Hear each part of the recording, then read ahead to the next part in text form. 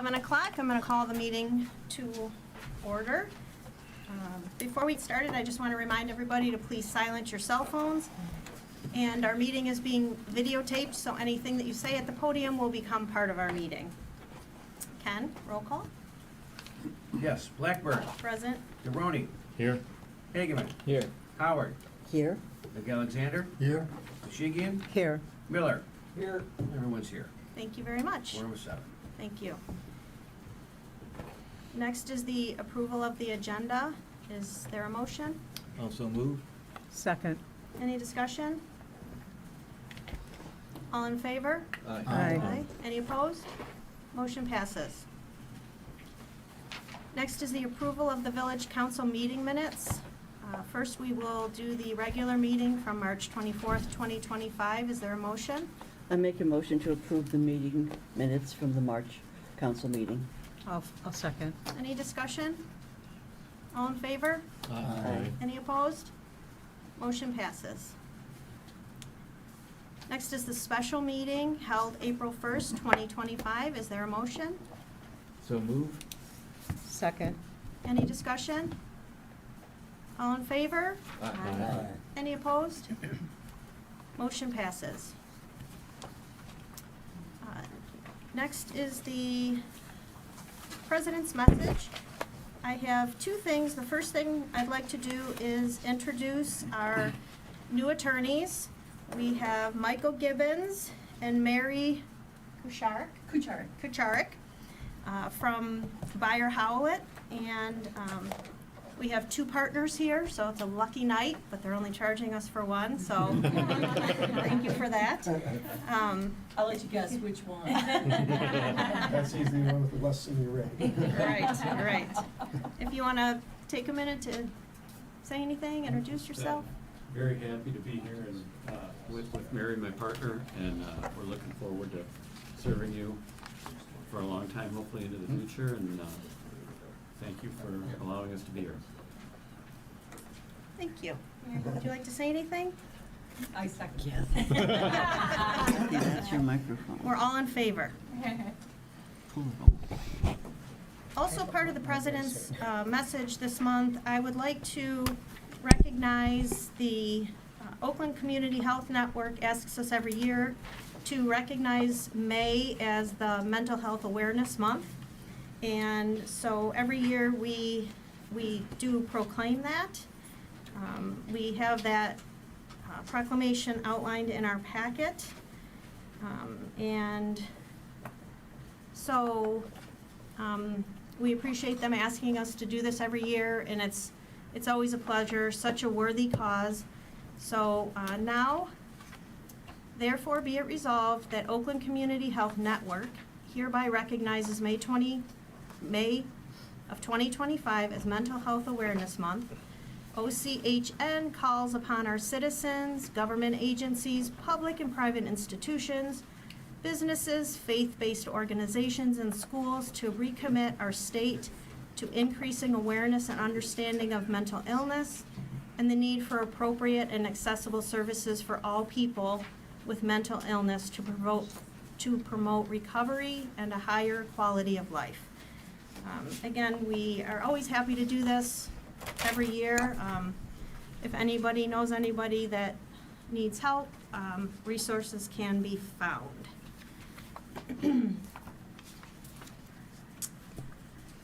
Let's see. Next is public comments not on the published agenda.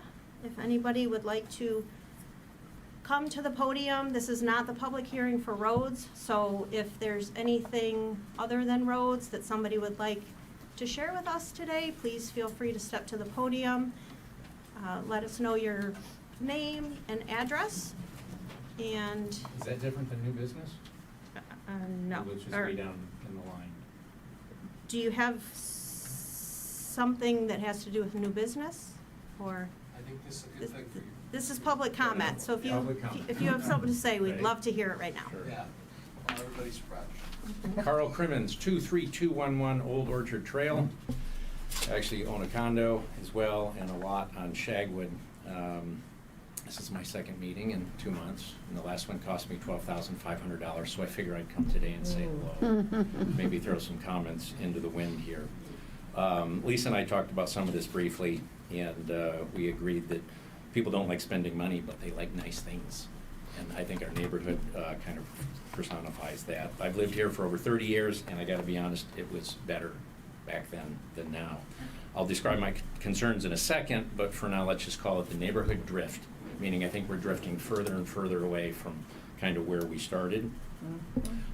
My topic is enforcement, and whether or not we're going to enforce anything at all, ever. This started 25 years ago. There was some big things in front of the council. What would happen, and thank you to the new attorneys for coming, what would happen if someone did something they shouldn't have, we would tell them not to, and the other person would attorney up at high fees, and we couldn't afford it, or could we fight it? So the people were always allowed to just kind of end up doing whatever they wanted to do whenever they wanted to do it, and that's something that I think needs to be addressed. So my main concern is a lot of things, but this is just a perspective, all of which happens within like 500 yards of my house, or houses on a daily basis. You've heard about the trees over and over and over again, but I guarantee you there's hundreds and hundreds and hundreds and hundreds less trees in the last 50, 100, 10, 2 in 1 year.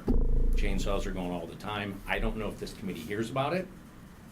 There used to be things like tree surveys before you built, and build envelopes, and how many trees you could take down per year, and as far as I can tell, either no one's asking or no one's enforcing. No better illustrated than the house at the end now of my street, Old Orchard, which takes that hard left where the new house was built. It's an acre plus, I think. That was a heavily wooded, dark, beautiful area. And if you walk by it or drive by it today, I will tell you that from the street you will see 2 trees left. 2. Did anyone know about that? Did a builder ever come before you? Were there tree surveys? I remember sitting in here and see the house design in the basement. Those are the things that kind of drive me crazy, and I think it will continue as long as we don't stop people ahead of the bulldozers, because once they do knock them down, they can't say they put them back up again. There's a lot of non-nostalgic old equipment. There's boats with covers 2 doors down. There's an old car that's been sitting there for at least 10 years. Both tires are flat, the tags are outdated, it's actually green and moldy. It's been sitting there for at least 10 years. You see a lot of those types of things. If you go around Timber Trail, there's one house on Timber Trail. If you drive by it, you'll notice that there's an inordinately large amount of fencing. Wire fencing everywhere, enclosing something that's imaginary, something that's there. Go look for yourself. I have no idea. There's permanent red with yellow construction caution tape out places. Both culverts, front and back, are as full as you can make a culvert. If a tree falls, it stays there. You can't go onto the property. They cut it at the street. It's left there. It's unsightly. It's not what everyone else is being held to. I know we're putting roads in and the culvert's going to be rebuilt. Maybe that's a time to go after that. Take a short trip down Old Timber Trail. If you haven't, do so. You'll notice there is now 5 back access driveways to houses that didn't exist before. Everyone's cutting a hole in their forest in the back, and they're gaining access. Some are actually paved, some are gravelled, some are just big muddy holes where trees have been removed.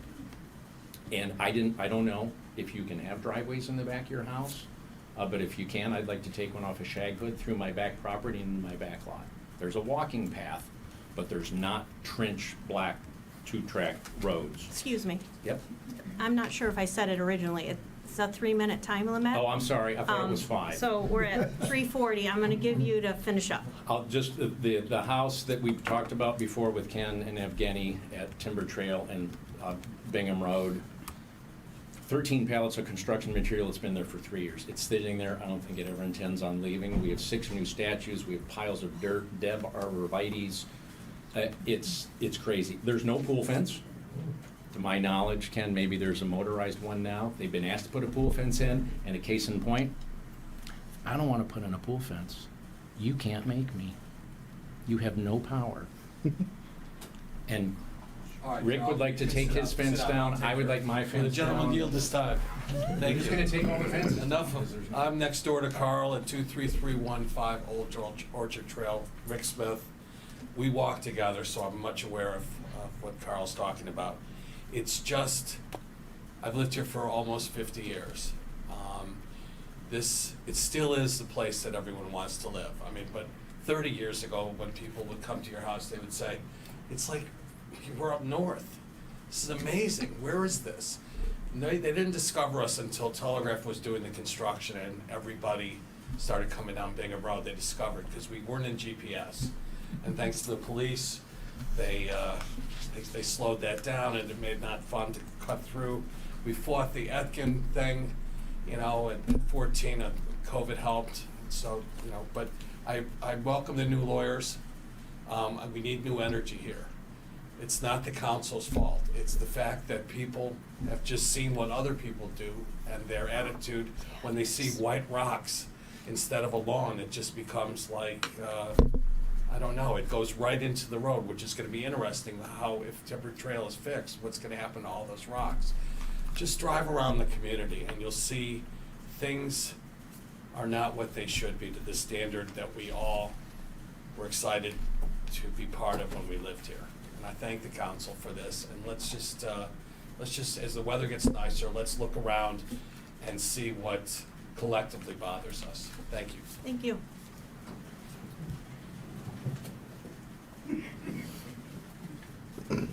Hi.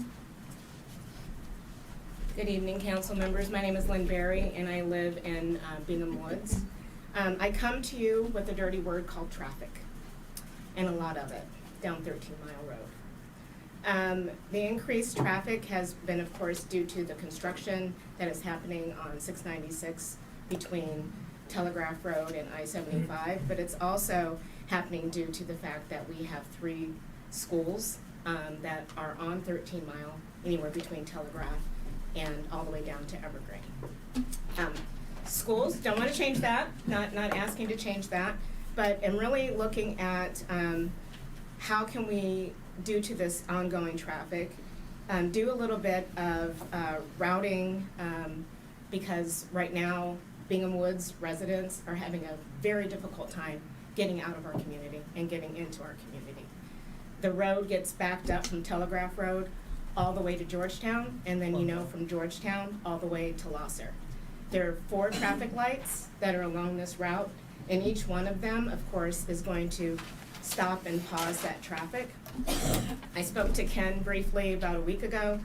I understand that this is Oakland County as far as the roads, but right now it is becoming a headache for a lot of us that are trying to either go east or west. What I would ask is if the council can contact Oakland County and inquire as to whether or not they can help improve that traffic flow. Can they explore the timing of these lights between Telegraph and Losser?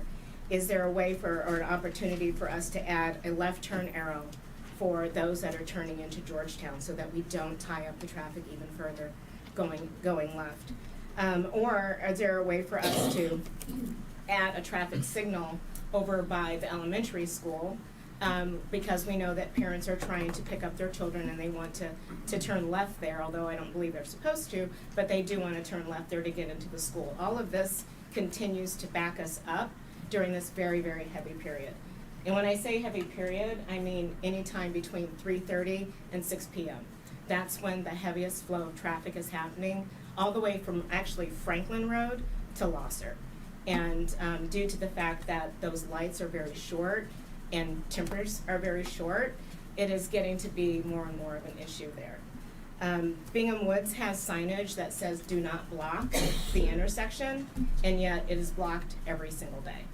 So my question there as well is whether or not we can get better enforcement of these blocking of intersections, not just Bingham Woods' intersection. There's other intersections, I'm sure, within the community that are also getting blocked and folks can't get in and out of their own streets. So I understand that the 696 construction project is gonna go on for another 2 years. We are only in the first 2 months of this construction project, and our patience is now an ongoing project. And I thank you for your attention. Thank you. Mhm. Is there any other public comment?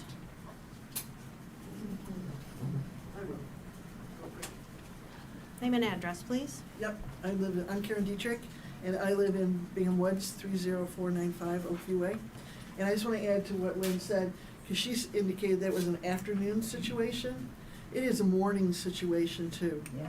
And I'm trying to get out of there to go somewhere, people trying to get to work, they can't get out in the morning. So between like 7:15, 8 o'clock to 9, it's terrible, because all the kids are coming to school, are going, people are trying to get to work, and they're going that way because of 696 being closed. So I would add to hers, not only is it an afternoon issue, it's a morning issue. Thank you. Thank you. Is there any other public comment? As you all may or may not know, we don't go back and forth during public comment. We will address all of your concerns. I do have some ideas for actually both of your concerns, so we will address those in the next meeting. Thank you for standing up. Madam President, well, we have the notes for minutes on all the comments, so it doesn't go to ether space. We can remember exactly what was said, and then there will be on next month's agenda these items? Is that what you're saying? Yes, that's Okay. basically what I've instituted now. Is normally my president's message is a response to the comment and anything that we've researched and come up with. When do we have the dialogue? When do we actually talk about it? When are we problem solvers? It's not a matter, it's more than just talking about it. We have to come up with solutions. That's what I'm going to be doing this month. Okay. I already have a couple solutions, because I've been hearing this from. When are we gonna share those? I mean, Next we've month. got 7 people on council. Can't be just one. You know what I mean? Well, you can call me anytime. But it's not just 2 of us. It's the group that Right. needs to talk about it. Right, but right now, like I said, I have ideas. There's a lot we can't do. It's an Oakland County road. It's a $400,000 street light. I've already looked into it. Maybe you guys are willing to enter into an SAD to pay for it. Just an idea. I don't think they'd want to do that. I'm trying to solve the problem. I've heard them. I've called a resident. I spoke to him myself. We're working on things. We have, I don't sit idle all month. I'm working every day. No, I'm not suggesting that. It's just that if it's not shared with us, we don't know that. It was just shared with you, and we'll attend to it next month. But this has been going on for a couple of years. This is not a new issue. Okay, we'll put your So- issue on next month's No, agenda. it's not mine. I'm just saying, But I'm these saying, issues, he what said you're it's been saying 2 is not on the years. agenda, so we're not gonna discuss that right now. Yeah. We'll put it on next month's agenda. Good. Thank you.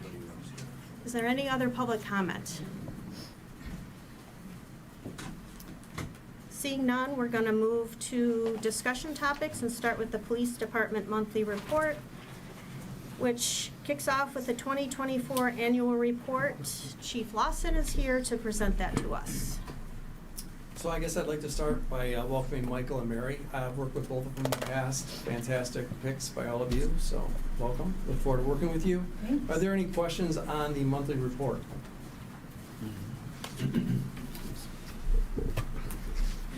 As thorough as it always is. I'm sorry. The report, very thorough, Thank you. as it always is. Thank you very much. I work here as well. Wow. Oh, may I make a comment? The Your annual. annual report is Yeah. spectacular. Thank you. I feel it was so warming and welcoming, the way the material was presented. I had to read through it because it was so nicely presented, so And thank you for the effort. Very professionally done. Mhm. Beautiful. Stephanie Longworth was a big contributor to that, as well as the other staff. It's not just me, it's a team effort, so, but I appreciate the feedback. Pass it on to them. Good job. Thank you. I'm very interested in the electric bike program.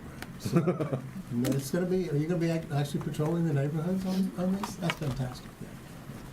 So it's meant more for larger events, Uh-huh. but certainly I would like to try it over in the SAD. Uh-huh. We can, if we have a problem neighborhood, we're having cars broken into, things like that, love to put them out there. A lot of it depends on staffing, but that's why we got them, so we want to use them. It's always nice when your officers patrol because it's friendly, it's always friendly interaction.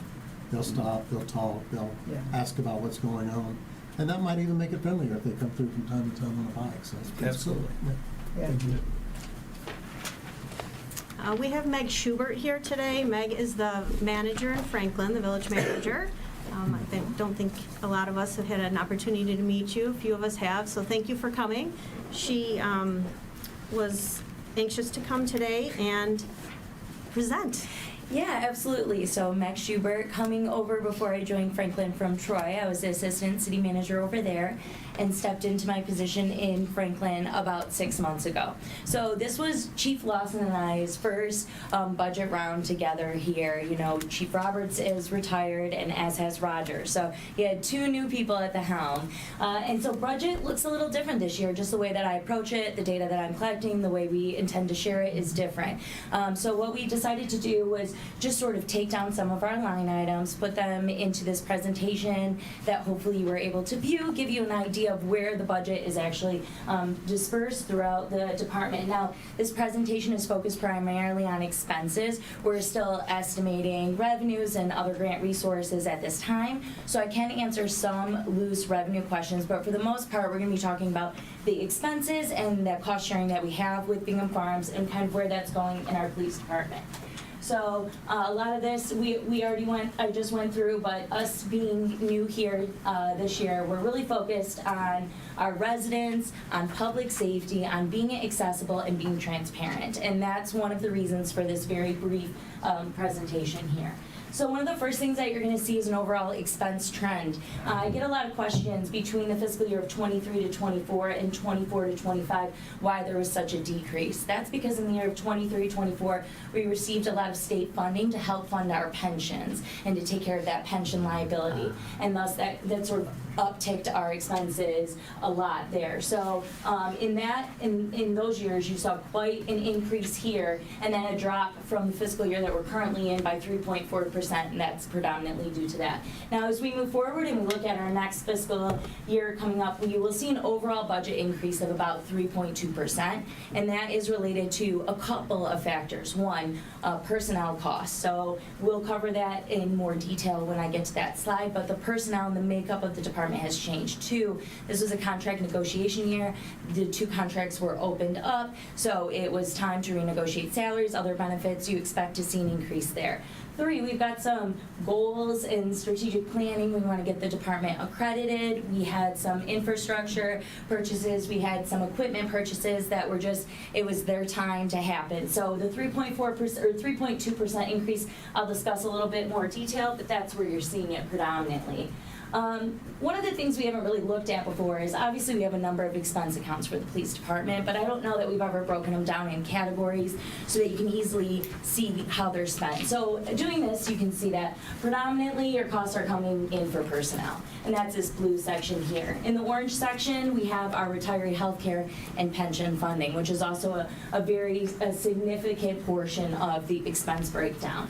Moving on, you're going to see much smaller categories. Those 2 really take up predominant space here in the budget. But you're going to see things like equipment and supplies. We have training and travel.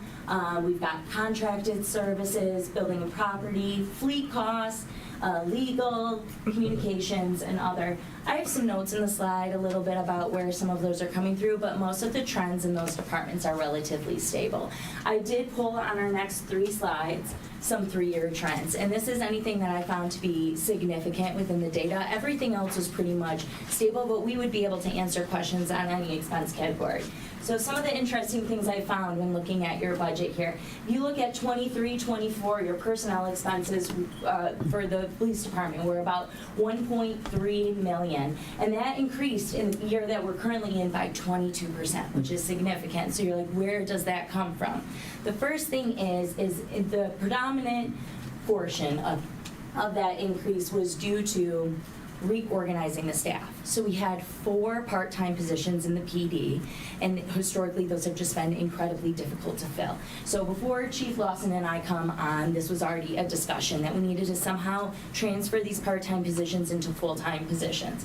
We took 4 part-time positions and incorporated 2 more full-time officers, and this is really just because it's very difficult to attract and retain talented staff to work in these part-time. People are looking for full-time jobs. They want the benefits and the security offered with that.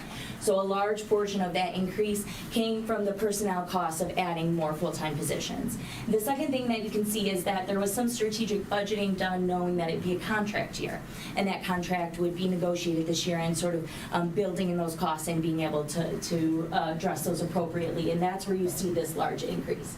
So when you look at personnel between our current fiscal year and the fiscal year that we're projecting here, I have about a 1.9% increase, and again, that's going to be a result of some of the other contract terms that weren't projected in this year's budget or weren't relevant to this year's budget, and that's where you're going to see most of that. Most of your personnel costs, they do increase a little, but they're not too bad. Another trend that we saw, and I don't know how significant this is because it's always going to be changing, is equipment and supplies. So a lot of equipment and supplies expenses that you see in a police department are constantly changing based on the need. Our tasers being brought in this year and taken out, or I know this year we're buying some new bulletproof vests that were at end of life. So that dramatically changes that from year to year.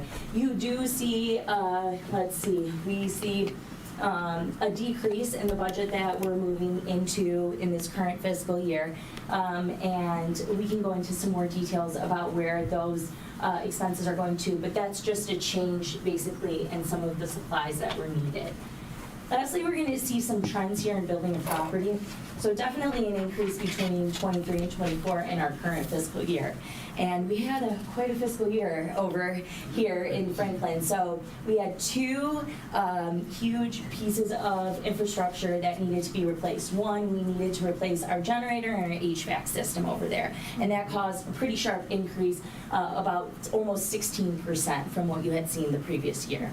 So that causes this increase. Now, both of these were at end of life. We were actually at a point where we weren't going to have power over in an emergency at the police department, and we needed to even open the doors. So those were purchases that we really had to make at the time that we did. When we're moving into our next year, we aren't anticipating any kind of capital purchases like that for this year. So you're going to see an actual decrease in the building and property expenses. So I won't go through each one of these categories, but included in your packet would be all of the expense lines that I would be working with when I'm working with Chief to build these budgets. And you can see in my notes if there was something significant or something that was very different from the previous year, I provided some additional information there. So that pretty much takes us through our slide show here. We do have some bigger purchases coming up this year. One is Power DMS, our Axon camera system, our new tasers, our new bulletproof vests. We have some accreditation fees, but Chief and I have been working hard to bring in grants to help fund those projects. So we'll have a better idea of how we balance out with revenues afterwards. But at this point, I think I could take any questions that you may have on that. Yes. 75-80% of the budget's personnel. Yes, ma'am. And Yep. all the benefits that go with that, the retirement account. Is the retirement account still in a deficit position? That's a Or- really great question. So we took advantage of that grant program in 23-24, and it brought us up to about 49, anywhere, it's changed, between 49 and 53% funded. Now, an ideal situation would be about 60% and then plus funded, but it brought us up pretty close to where we needed to be. So at this point, we think that, strategically budgeting and moving forward and figuring it out, that we'll be able to cover our pension liability. We're definitely in a lot better spot than we were, say, 2 years ago with that. So the liability will not increase under this year's budget? Correct. Okay. But definitely did under last year's budget when we added 2 more full-time positions, Yeah. because that would have naturally increased the liability there by adding those. Mhm. All right, Any other Good. questions? Good deal. Well, if anyone ever has any questions, you'd like to swing by, talk to us over in Franklin, Chief and I are always over there chatting, trying to make things work. So if you need us, please let you know. Our door's open. We're happy to talk to you about it. Thank you for having me. Thank you. Thank you. I don't have a presentation on the SAD. Okay. So Chief said next on your agenda here is the SAD calculations. Yes. Do we have any questions on those? It's your SAD overall calculations actually went down by 1% from where they were last year, and this was based on an accounting, just an accounting difference between your previous chief and Chief Lawson and I moving through the budget and how those were anticipated. Previously, costs were tied to 2 specific officers that would have been assigned directly to the SAD. The issue with that is sometimes those officers change. It's not always the same 2 people. And historically speaking, that amount, sometimes those were really high-paid officers versus a different level of pay for an officer. So doing the calculations on more of an average base actually brought down the ask by 1% this year, even though our overall expenses are increasing. And I can answer any questions on SAD calculations. Are there any questions on that calculation? That's for the commercial district. Right. Yes. Yeah, that covers 2 officers, right? Correct. For all of their costs, their salary, and the gear that they wear, and the car that they drive, and everything else. Is that correct? That is correct. All right. All right. Thank you. Well, thank you.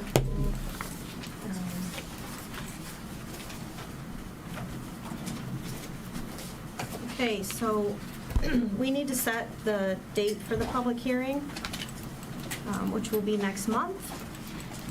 That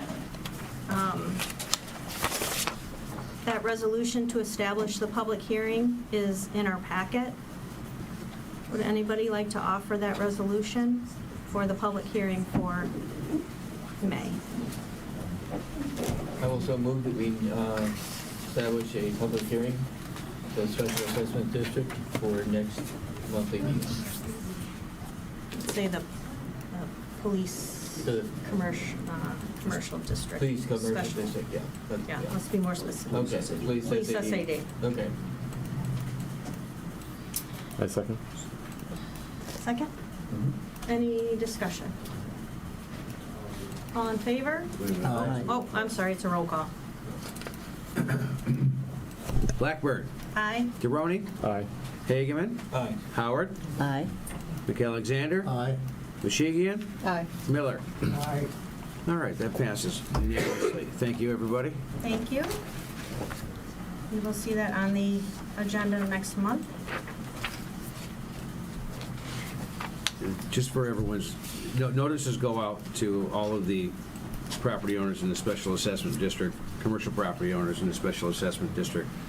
They have the right to come in to the meeting and discuss or inquire about whatever aspect of cost that will go into that. And historically, we haven't had a whole lot of turnout for that, but you never know.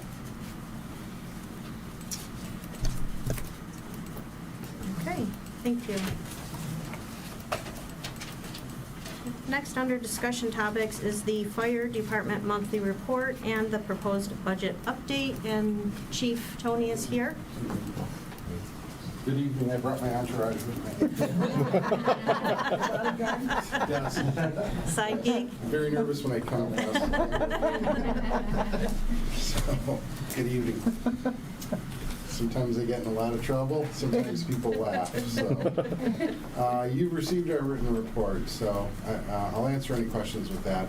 But more importantly, I wanted to discuss some budget changes. So we've had an opportunity over the last 4 weeks to have a first of hopefully many sit-downs to discuss fire protection within both villages, Franklin and Bingham Farms, and looking at this in order to move forward. So that way we can provide the services that are requested by the villages, and we can try and do so in an efficient and a monetarily competitive environment. So I'm very aware of the cost of things, because not only do I work in the fire department, I'm also a resident, not of Bingham Farms, but I pay my taxes like everyone else here. And I know the price of things are going up. So the decision to put the ask in for what we did was not a quick time frame. This happened over the course of several years, but it was absolutely necessary. We have found that since COVID began, and even before COVID, people were using the 911 system for medical evaluation a whole lot more than historically had been done. During COVID, the run volume increased exponentially, and it still is. Let's see, today alone, when I started 20 years ago, we had 300 runs a year, 26 years ago. Today we've had 3 so far. Yesterday we had 4. The day before that we had 4 more. So our run volume is increasing. The ability to get an ambulance, to obtain an ambulance timely for transport, is decreasing. And as such, we have recently upgraded our capability to transport. So we have a new rescue that is capable of transporting a patient to the hospital. We just had our state license issued, I think it was last Friday. That's great. And we are working internally with our personnel to be able to provide transport. Now, this is not going to be like a private ambulance where if you want to go up to, McLaren Hospital, Traverse City, no, that won't happen. If you want to do that, that's totally up to you. We'll call someone else to do that. But the idea, though, is we have to balance the personnel levels that we have at the station with reference to the cost, and I'm not talking about money, but rather time, of transporting someone to a hospital. So we will not, in every case, be driving people to the hospital. That won't happen. Our goal right now is to have 2 people on duty. We can't even do that as of yet. So if you can think about the volunteer aspects, you're all high-paid trustees, and you can see what your time is worth. I don't even know if it's $1 a meeting or something like that, but the cost of going on a medical run is about 30 to 40 minutes of time. The cost of transporting adds another hour to that. So we have to weigh the needs of the patient, the needs of the staffing, the needs of our volunteers as well, as we come up with the decisions as to what happens. So when we do that, that will be something that we'll be working on over the summer. It doesn't mean we'll start over the summer. We will start June 1st, but we will be looking at each patient's needs. So if it's a life and death decision, well, that answers the question based on our available ambulance. If it's something that can wait a little bit, then it could probably wait a little bit. So this is something we will definitely have some growing pains with. I am certain that I will be getting complaints, but it's something that, it's just a new step in the evolution. So we're working on that. Now, with that said, though, comes the budget. So our department we had gone over the budget last month. We've had some changes since. We were able to look at the costs of each individual account within our budget and have been able to, and I hope I didn't ruin this as other things, but we were able to find some savings of about $50,000 in the overall. Now remember, Franklin and Bingham Farms both share our budget equally. So we are trying to find savings wherever we can. We are cognizant of the cost. We are cognizant of what's going on. We are not the only hand that is out between the different nonprofits, between the different municipal agencies, between the different things, whether it be Next or whatever, we're cognizant. So we've been able to find $50,000. Approximately half was in the salaries, the personnel salaries portion, where we had some double payments, and we saved about, we lowered that amount by about $25,000.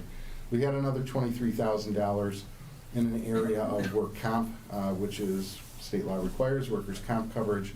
And while we added in the individual costs, we did not take into account, I did not take into account the savings from past use, the discounts. And then I recalculated the payroll taxes in that, well, even adding in the unemployment cost at 1.2%, we still were able to lower that amount by about $1,200. So we are doing everything we can to stay within something that is at least presentable.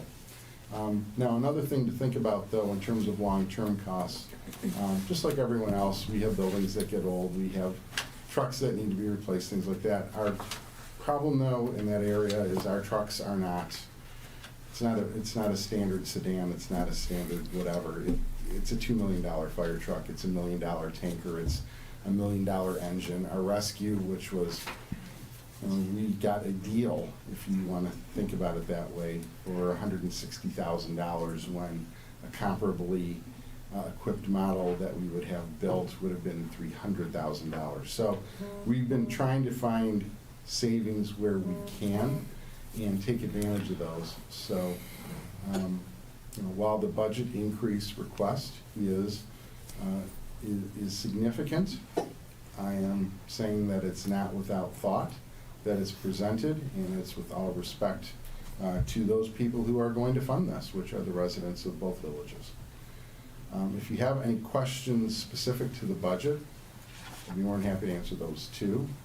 And I do have one other thing to say, but I'm going to save it for the end. So are there any questions that I can? Where are we at right now with the total % increase? 36%, 35%, something like that. And that's. Well, you would know. 35.99%. That's with the 50,000, Yes. right? Yes, that's So what I we're had. still at That's what I sent in. 36%. Yeah. Okay. Was any of that delayed from last year, like it was being considered for last year and we pushed it, or? Partially. So we had some discussions last year about adding staff in, and the staff that was added in fourth quarter, so starting March 1st. But, and we've added additional staff since. The issue, though, is, and I say partial because while it was added in fourth quarter, this is now the entire year, so there's going to be a plus up for that as well. We've had some issues related to other things where just the cost of doing business, the cost to us is increased as well. So, yes.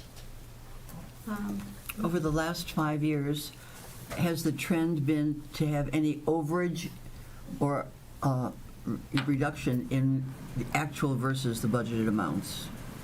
Over the last 5 years, specifically because of COVID, we have seen the budget, the expenses not meet budget line item.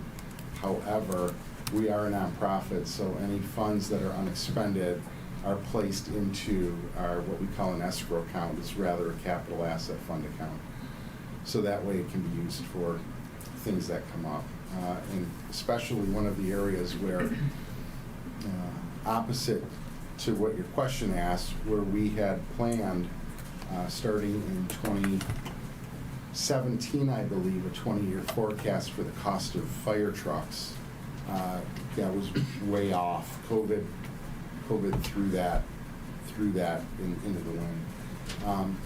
The other element within the emergency services vehicle industry is consolidations of companies with a reduction in the supply of apparatus with an equal amount of increase in the cost of apparatus.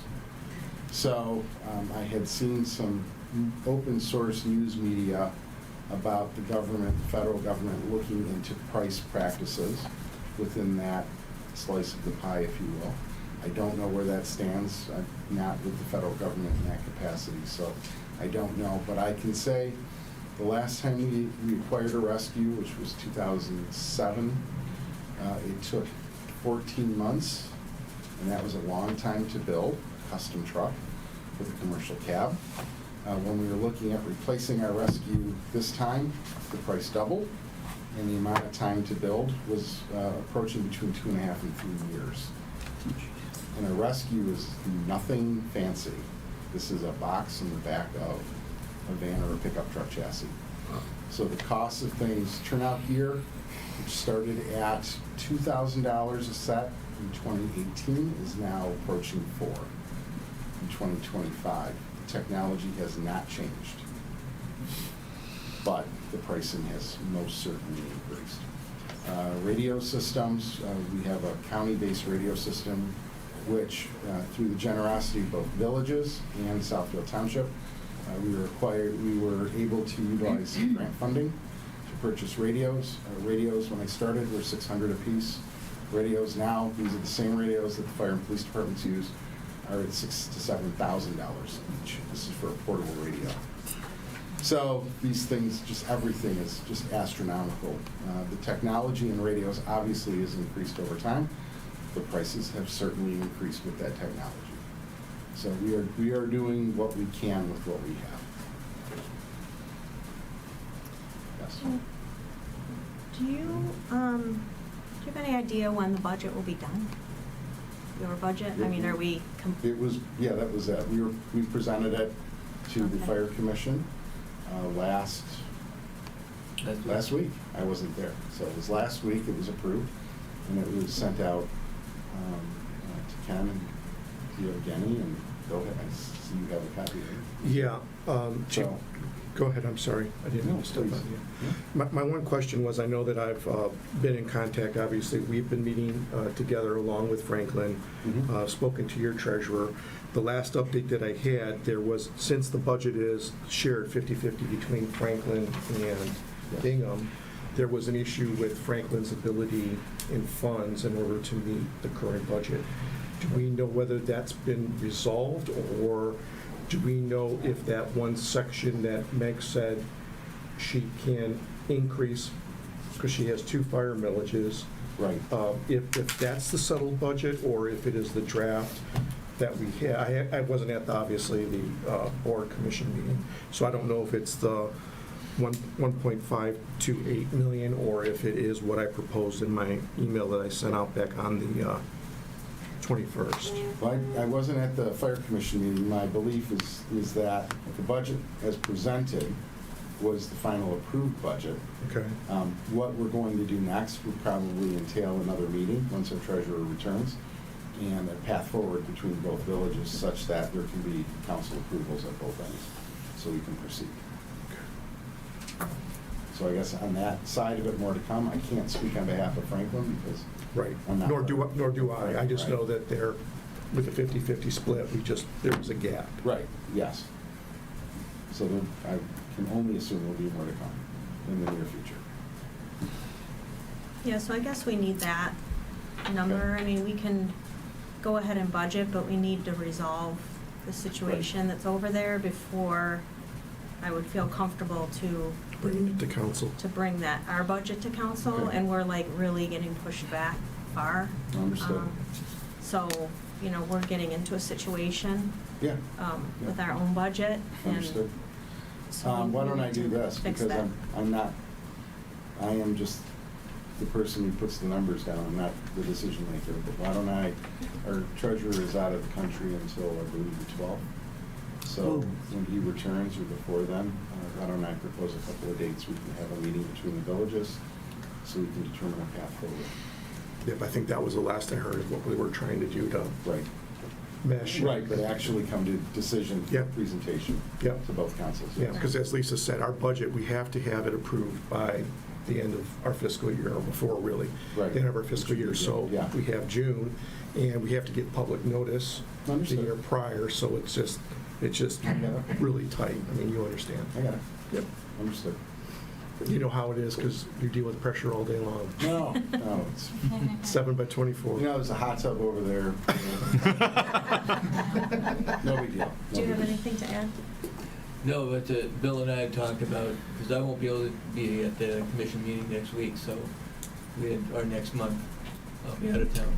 So we had talked about possibly Bill showing up for the commission meeting, Absolutely. and, because they were asking questions I didn't have answers to. Okay.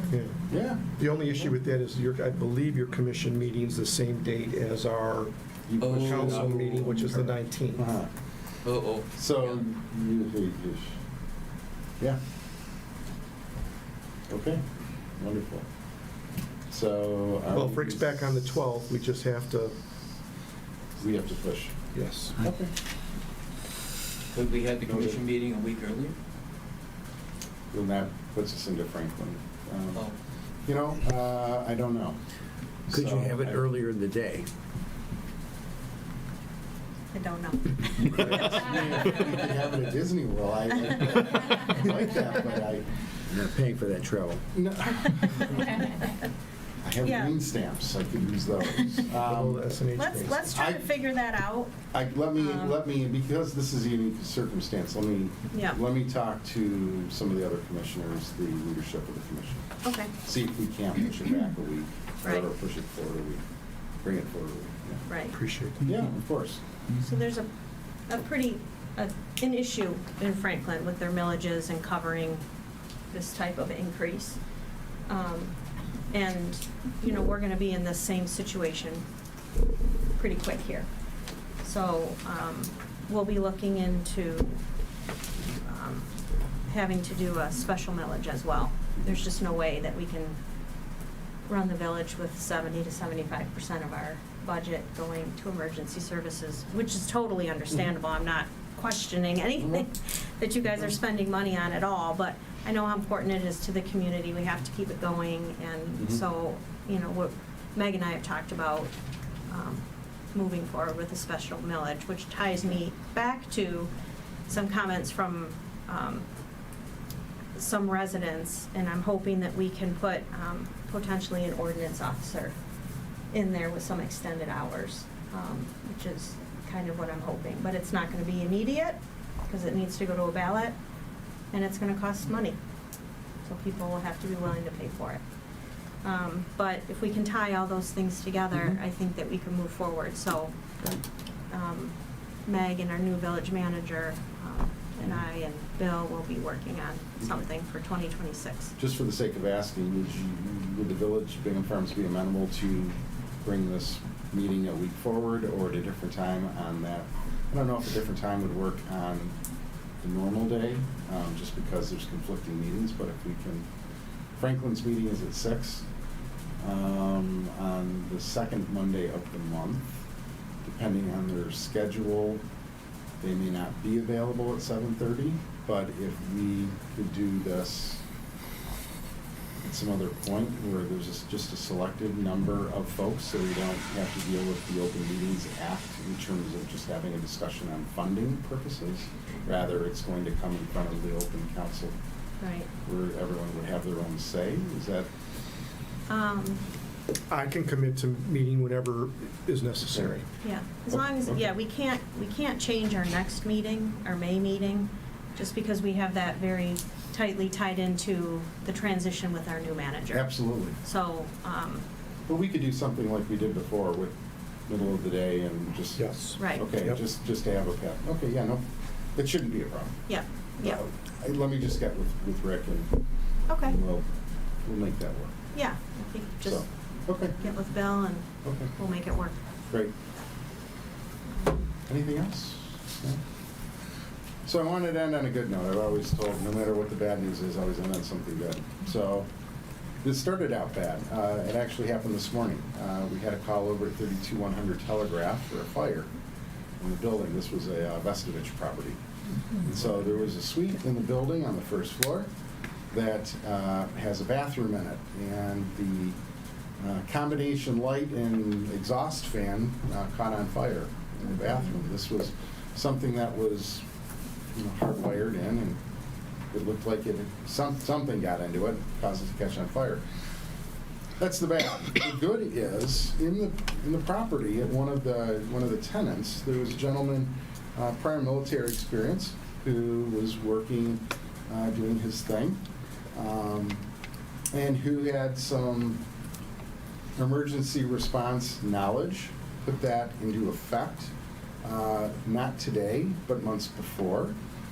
Started working with the property owner, with Mr. Vestovich, and the office that he was working in, towards creating a fire safety plan, towards looking at knowing where fire equipment was, setting up semi-annual, not biannual, that's every 2 years, but semi-annual evacuation drills for the tenants. And this morning when the alarm went off, I was surprised to see the building was actually empty. And the gentleman who did this grabbed an extinguisher and he put the fire out. So he's putting me out of a job, so maybe with the loss of the fire chief, you can lower the budget a little bit. But he did an absolutely wonderful job. He made sure that people were in their designated spaces. Everyone stayed safe. And it was an absolute pleasure to make his acquaintance. I hadn't met him before, but it was so nice because although, the bad side of this is, yes, there was a fire, yes, there was a fire extinguisher that was discharged, yes, there was smoke and other things and it impacted the businesses there, it could have been so much worse, which is nice. And right adjacent, I think within 2 feet of this exhaust thing was a fire sprinkler. Fire sprinklers are normally designed to actuate at 150 degrees. And by the time he was done, the sprinkler never went off because fire extinguisher dust is one thing to clean up. Thousands of gallons of water is completely a second. So I was very, very, very proud to see the input and the actions from not only, not a resident of the village, but actually an employee of not even the suite that was impacted, but someone else who stepped forward, who took action, and based on the experience, did an amazing thing, which was keep something small, small. And so I was very, very happy. And I kind of wanted to mention that because this is one of those things you don't see all that often, and I think it should be recognized. So. Well, I think that's great, and I think it's National Hero Day, isn't it? I think I saw on your Facebook page or yesterday. Not mine. Something. Well, the police department was proud of it. So, Then it must be right. I think he would qualify, and Okay. It's nice to know there's still good Yeah. people in the world that Yeah, are willing to step up and take a risk. Absolutely. So, anyway, So- thank you for your time. Thank you. Thank you. Thank you. Thank you. Very much.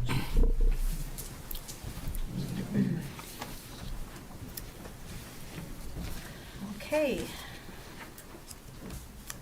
Next is the manager's report. I just want to mention one thing here. We had a lot of stuff on the agenda, so I'm going to be brief about this. There's a water workshop hosted by the Oakland County Water Resource Commissioner. 4 elected officials. It's free. It's Thursday, May 8th. It's in the packet. If you guys can if you have an opportunity to register, I understand it's pretty informative. As you know, Water Resource Commissioner's Office handles our water, our drinking water, and our sewage. And so the ones that bill everyone on a quarterly basis, they do a lot of maintenance for us. It might be helpful to attend. It's something to think about. With that, I'll pass to Evgeny. Thank you very much. Evgeny? All right, on the economic development report, first of all, we had a wonderful event doing the ribbon cutting for the Smalls Restaurant on Telegraph. So I encourage residents to go check it out, and non-residents as well. It's a cool place, and the food was delicious. So we certainly enjoyed ourselves. I hope you guys do too. The other thing I wanted to mention is mostly for our trustees that took advantage of our village-issued email addresses. I think we might have mentioned it before. In the interest of saving money, Bill's on us every day. He even has us turn the lights off in the printer room when we're not using it. Every little penny counts, right? We know how much roads cost and emergency services. The emails that we provide to everybody don't cost a lot, but they do charge us for them every single month. If you recall, when we originally welcomed you to the council, we explained that the purpose behind creating these emails was to kind of create a buffer between your personal communications and your official council communications, so that in the bad news event of somebody FOIAing communications of the council, your gossips about your neighborhood do not get included in that FOIA request because you're using your personal email account for your communications. So if you are not currently using the account we have created for you, or if you have been using your personal account for official council communications, if you've done that second thing I just mentioned, you've essentially erased that buffer already. So let me know before tomorrow whether or not you want us to keep your account live, because tomorrow is our deadline with our IT provider to let them know how many accounts we're locking in for the next calendar year. We will be able to add more, we will not be able to subtract them. So whatever we lock in tomorrow, that's how many accounts we're paying for every month for the next year. So if you haven't already told me or responded to me on that, please do so. You don't have to do it out loud right now, you can do it at the meeting before you leave, but just keeping that in mind, and happy to answer any questions you guys might have. Any questions on that? Is there a big threat for security if we go to our own personal email? And Pretty much everything that comes out from this office to you guys is generally public information unless we specifically designate it as attorney-client privilege or anything else confidential. So generally speaking, like for example, if we send the packet out to you, that's getting posted online. So it's not top secret documents there. Okay. But just the back and forth communications is the only thing that we're concerned about. As you know, some of the discussions before we get to being ready to present them might not need to be something that's completely public. But as far as security concerns, no, there's not that big of an issue. We have an IT contractor that protects our internal stuff, so if something gets sent from your personal to us, we're fairly secure. Okay, I'll talk to you tomorrow. Any other questions? Thank you very much, Evgeny. Moving to ongoing business, the first thing is the public hearing for resolution number 4. I am going to have our attorney kind of outline that process, but I had a question. If I read, do I read the resolution first, or do you want to, do I read it before the public hearing opens, or do I read it at the end? So the best way to proceed is you would open the public hearing, declare the time that you're opening the public hearing once I'm done talking. Someone from staff ought to present what the assessment role is about. So for all of those of you listening, as you know, there's already been a hearing to declare necessity of the need to have this public improvement to these roadways. And then the second step in the special assessment district and the conclusion then in the steps creating the special assessment district is to hold this public hearing that's called a confirmation of the role. So the purpose of this hearing is to confirm that the village has stated the correct properties to be included in the district, proper parcel numbers, have attributed the amounts stated per parcel that's been publicly advertised and discussed and communicated prior to this evening. So the confirmation of the role is very simplistic compared to the findings of necessity. This is more of a check system. Are all the properties listed? Is the amount listed accurate and correct based upon what's been advertised and told to the residents through the necessity hearing of the amount that's going to be assessed per property? So you would open the public hearing. Staff should give a brief presentation of what the confirmation of the role looks like. That's the opportunity for the public to speak. You may ask questions. There's not a dialogue back and forth, but once the public hearing is closed, the staff may answer any questions that's appropriate or to make sure everyone has the information they need this evening. Once the public has had its opportunity to make comments and or ask questions, the public hearing is closed. It comes back to the village council here for any further questions or comments. And then at that point, the resolution is made into a motion. And someone would say, I move that we resolve the following resolution. We had conversation as to whether or not it's appropriate to read in the whole resolution. Some communities do, some communities do not. I recommend it because I think it's important for the public to understand what is being resolved, what the findings are, and what it is you're moving this evening. And I think it's worthwhile to hear. It's lengthy, it's long, it's laborious, I know. I'm sorry for that. I do think it's best practice, but I'm going to leave that to your decision. It's not wrong or right to do it either way. It's a matter of practice and style. Did I answer all the questions you did? I think so. Okay. I did practice reading it because I knew I was going to do that. All right. So I would just move to resolve at the end Yes. and then read it. Okay. Yes. Okay. Okay, so then I will open the public hearing at 8:04 PM.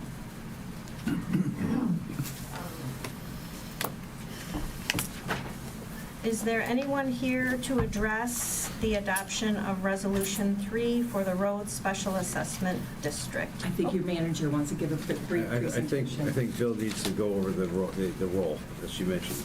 Oh, first? Yeah, Oh, sorry. that's okay. It's just a brief presentation that we are here to assure that the role is presented is accurate and true, and you can simply rely upon the packet for the agenda packet prepared this evening that's been attached as special assessment role for Road Assessment District Number 1 as attached to the resolution number 4 and 7A of the agenda packet. Did that help? Yes, and I'm going to actually add, I'm going to take some time, and I'm just going to add to that to make sure that everybody, that we're being transparent, because that's what we need to be, and that everybody understands it. So I did certify the roll. The roll is made up of 173 parcels. Of those 173 parcels, 46 parcels are in private roads that are being assessed over 10 years, $2,500 for each parcel. The remaining 127 are for parcels that are on public roads, and that assessment's the same term, 10 years, and it is being assessed $5,000.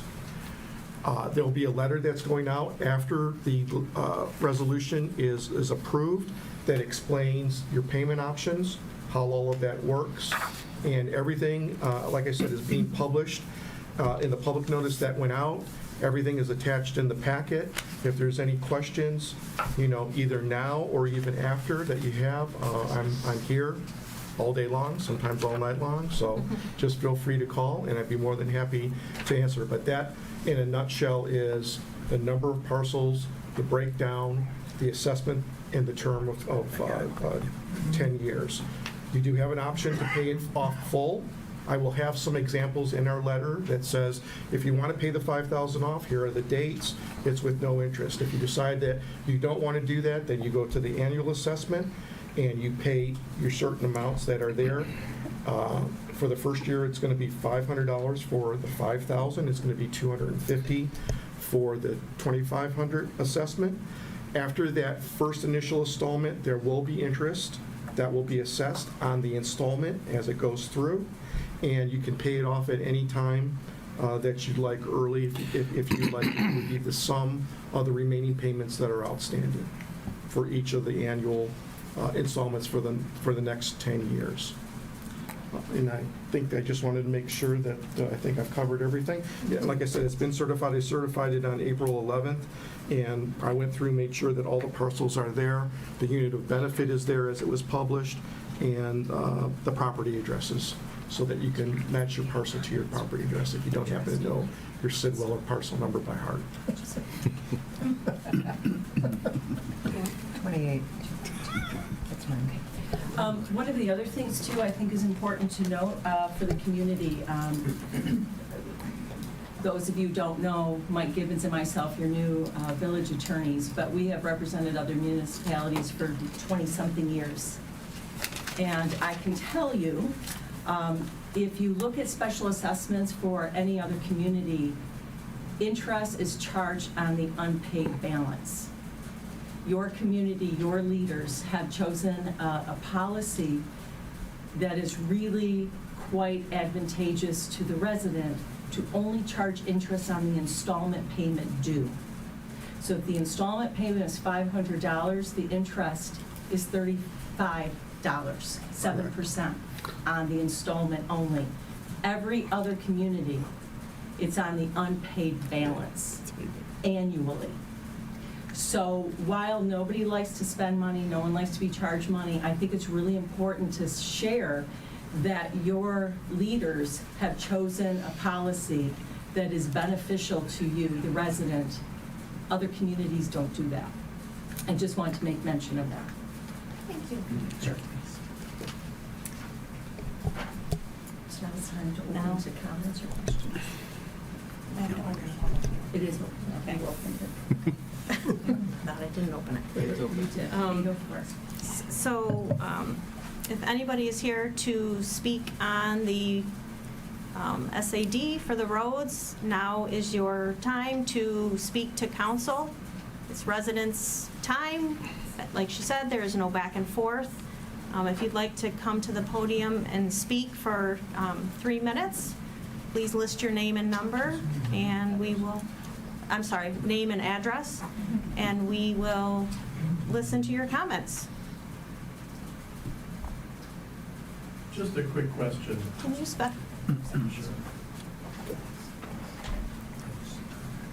Just a quick question. How is the billing done for the yearly assessment? A separate bill, or is it added to the tax?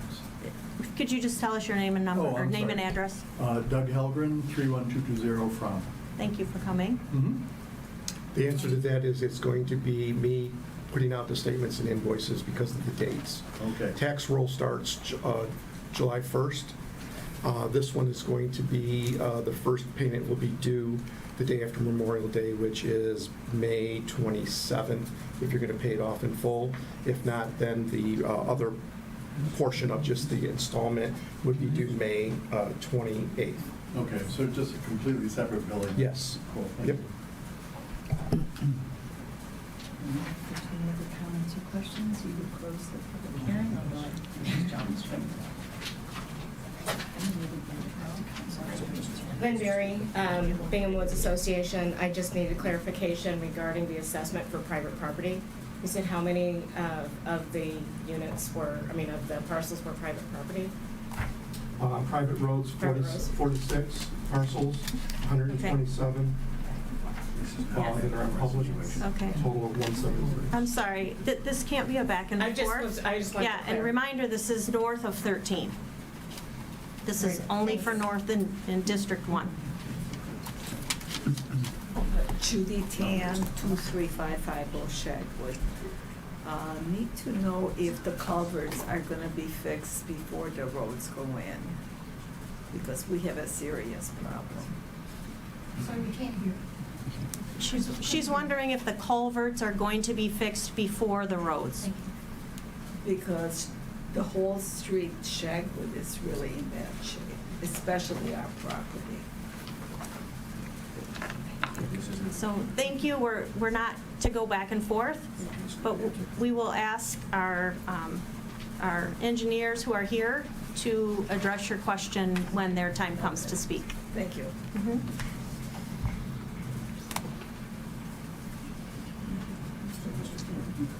Are there any other public comments? I would like to ask our village manager if there's any written submissions. I do have one. Let me get it out here.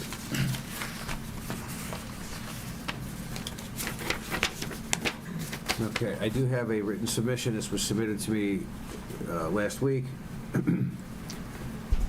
This is from Larry Friedman, who is at 32535 Bingham Road. It's addressed to Bingham Farms Village Administrator Ken Martin and Bingham Farms Council. Letter in protest to your division of amounts of assessment to the Road Special Assessment District Number 1. Unless residents with residents on Woodland Drive, Bingham Court, and Bingham Point Drive use helicopters leaving from and coming back to their properties, they have to use Bingham Road the same as I do.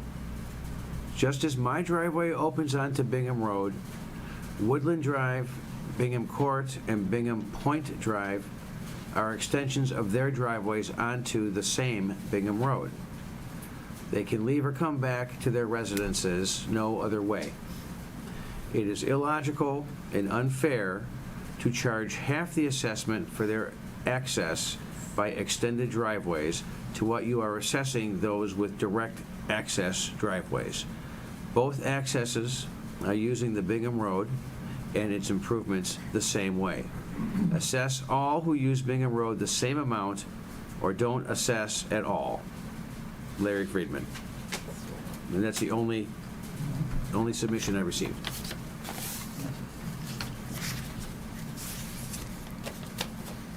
Seeing no other public comment, I'm going to close the public comment at 8:14 PM. There will be no more comments from the public. It is now time for council to discuss, and at the end of that discussion, we will vote on resolution number 4. Are there, I just want to make a note that all trustees were emailed an updated resolution this afternoon, so I hope that you all got that. And with that, we can start our discussion.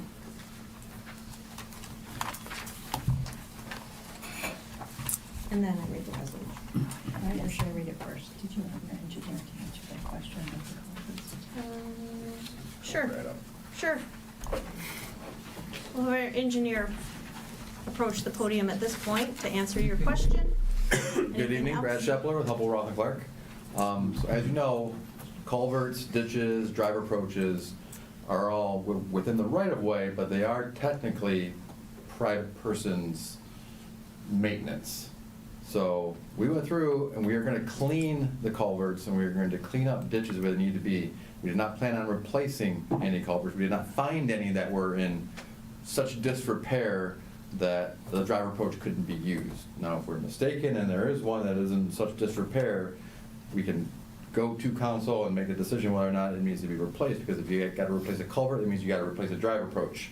You have a whole new drive approach. We are not doing that for every single person. That would be not very cost effective for the village to do that.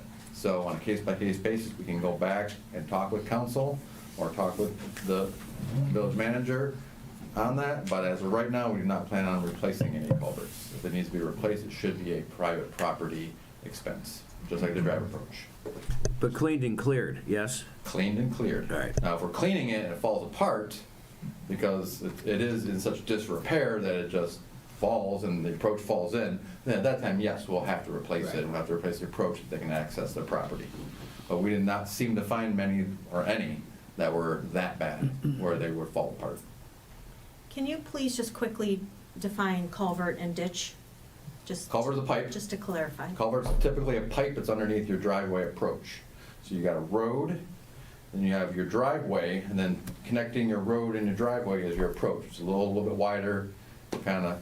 And the theory behind that is you have your private property, right, and then you have a road. In order to access the public road, you need to build something to get to that road, okay? You build, and the village needs to maintain their right-of-way with the ditches. So you need to build something to get to the road, the public road. You build drive approach. You can't block drainage, so you have to put a culvert in the ditch to build a drive approach. So, in order for you to access your property from a public road, you need to build all these. These are yours, not the village's.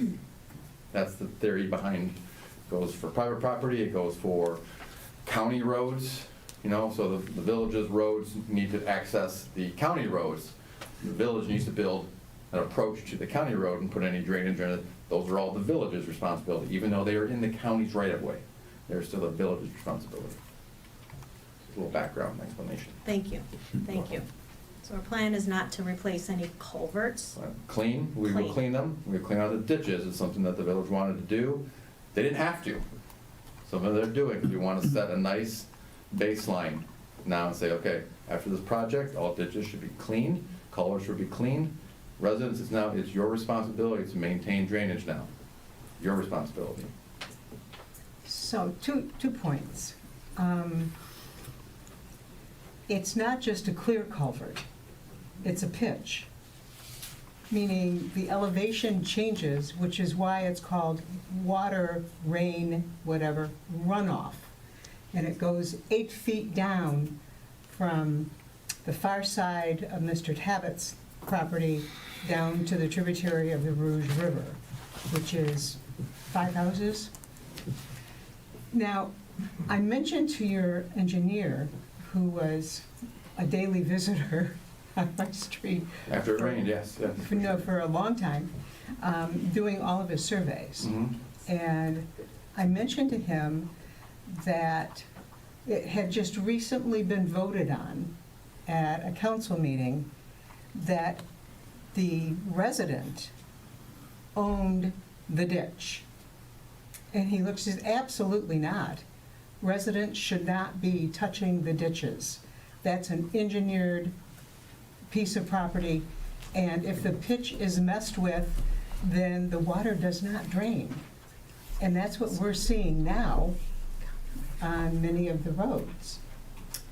Well, I don't know if who you're talking to, and if it is Well, someone, it was if one of the it's guys. one of our people, he Yep. should not be spreading that information. You have a question, you can talk to me.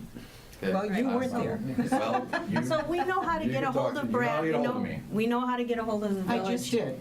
So. I just did. We need to And- stick to the scope of this, and not individual. You know, no. I disagree. I think this is the time with the public here and our neighbors here that are experiencing the problems to at least be able to voice the issue, not sweep it under the rug. It's not going to go away. And you can come back and clear it. I've got a large deposit of silt in mine right now, and that just washed in. And I don't know how deep to remove the silt. Now, my property across the street and across the street next door, a neighbor dug all those out because he didn't want anything in Okay, his I'm front. sorry, I'm sorry, I have to stop your conversation. We've. But how are we gonna resolve this? I think this is What's the appropriate result? for council comments towards the end, but to keep The our flow? record clear Okay. of the confirmation of the role. That's right. That's what we should be focused on Okay. for this, so we keep our record clear. But council comments would be the appropriate time to go through Okay. those questions or to get with engineer later. Sure. We We got to can keep revisit it this later. record clear to this issue at hand. Okay. I was going to make a joke that engineers are more long-winded than attorneys, but Okay, so, I have a comment, okay. if I may. One of the things you guys brought up was that, and this is, I found very confusing, number 5 in the resolution, where it talks about all amount special assessments not paid on before the cash payment date. I'm gonna stop there. But it got very confusing as to what we were paying. Did you get the updated one? Did No. you get an email today? Haven't been home yet. Okay, we addressed number 5. Never mind. That was my big concern, yeah. would you like me to discuss that? So that Yes, the please. public, please, and all the trustees understand. The original resolution that was put together and vetted by Mr. Gibbons and myself had, in the normal course, unpaid balance, right, that we talked about at the beginning. And today, we received the call from the powers that be here that said that's not what we want to do for our residents, what I talked about before. We want our residents to be given a benefit of only 7% on each installment. Right. So we updated the verbiage in paragraph 5, and I think that's what the president's referring to. Okay. So that was the confusion, but it is very clear, as Bill just described, there's the full payment date, that's the 27th of May. And then if you don't do that and you want to do installments, then starting the next day, the installment payment would be $500. And again, normally, interest would attach immediately, right? They said, no, we don't want to do that to our residents. First year, no interest. It's $500 installment in 2025, period. That language is reflected in the resolution that the president's going to read in a moment. Then, starting next year, the next installment number 2, will be due on or before the May 28th. Yep. And that will be $535. And then each year, it'll be $535. So all the language was changed to be reflective of the benefit that I've just described.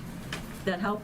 Yes, now, Good. compound on top of that, with what Bill was saying earlier, in that it's not gonna be on your tax roll, it's gonna be a special assessment that, excuse me, that Bill will send out to every household on that list. A special bill, yes. Special bill, okay. With appropriate enough time to pay. Yes. Okay.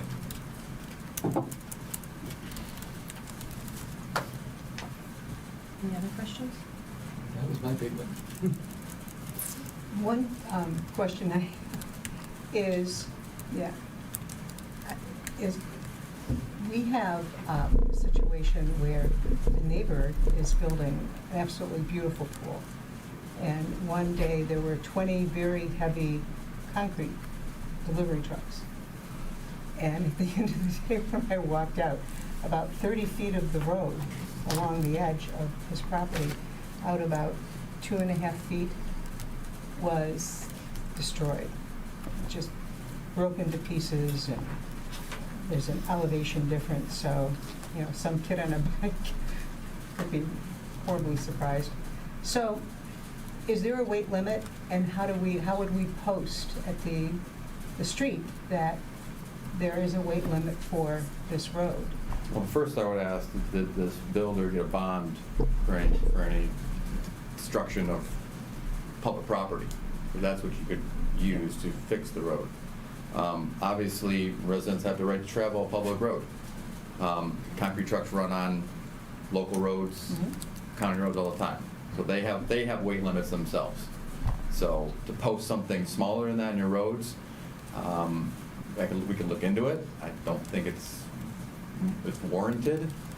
We could look into it though. If you wanted to post something for smaller weight limits, but I don't know how legal it is.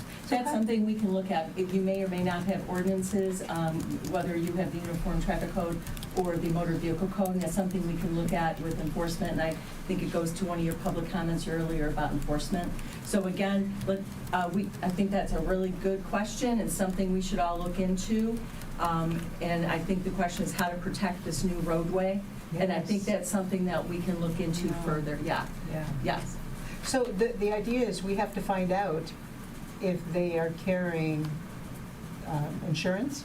It depends upon the ordinance and things like that. So let Mike Gibbons and I can dig into that with your staff, and let's take a look at what you can do as a village to protect your roadways going into the future. Good. If not, we can make some suggestions as to some ordinances. Good, thank you.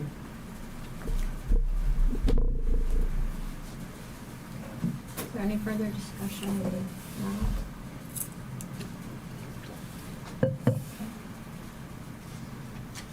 Sounds like you're ready to make a motion. Good.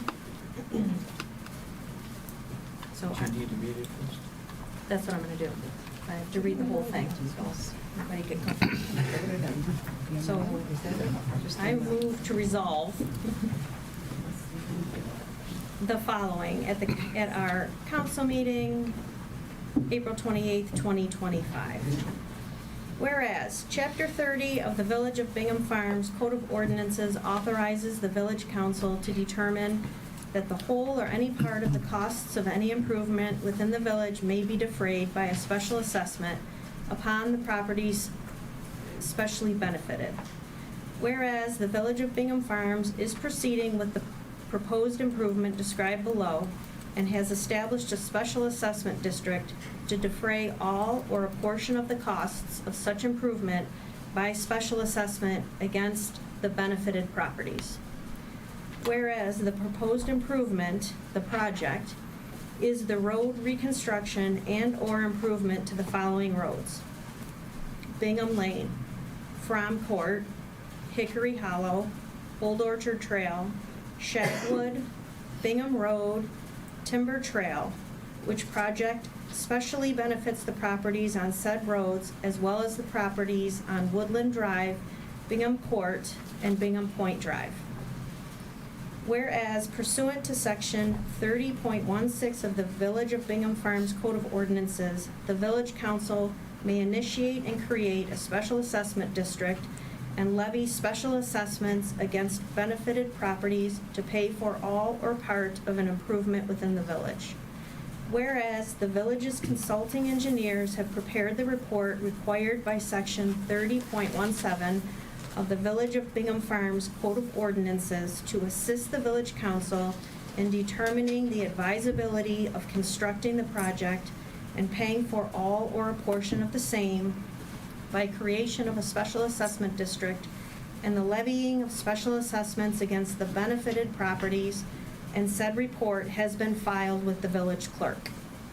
Whereas the project is designed and intended to specially benefit all of the properties in the proposed special assessment district by improving the roads described above in this resolution, thereby allowing said property owners better and safer access and travel on said roads, preserving and increasing property values, and protecting said property owners and their invitees' vehicles, among other things.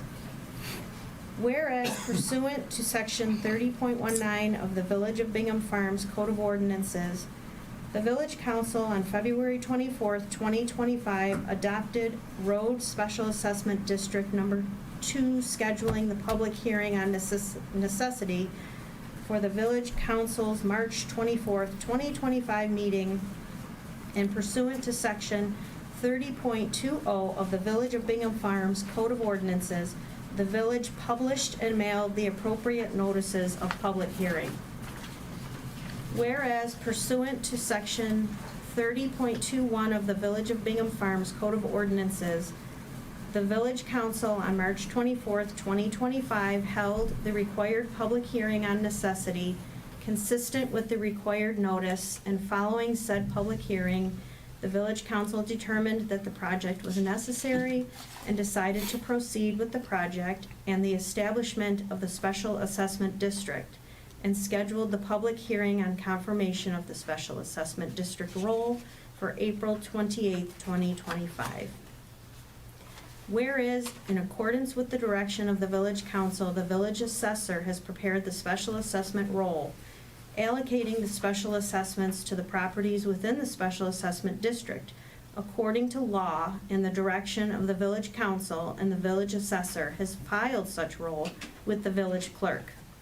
And whereas the April 28th, 2025 public hearing on the possible confirmation of the special assessment roll was set and duly noticed according to law for the purpose of hearing objections with respect to the special assessment roll.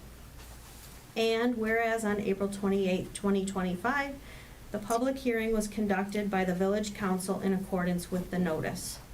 Therefore, be it resolved as follows. Number 1, the Village Council has determined that it is satisfied with the special assessment roll, that the proposed assessments are in proportion to the benefits received or to be received as a result of the project, and that it would be appropriate to approve and confirm the special assessment roll and proceed with the project.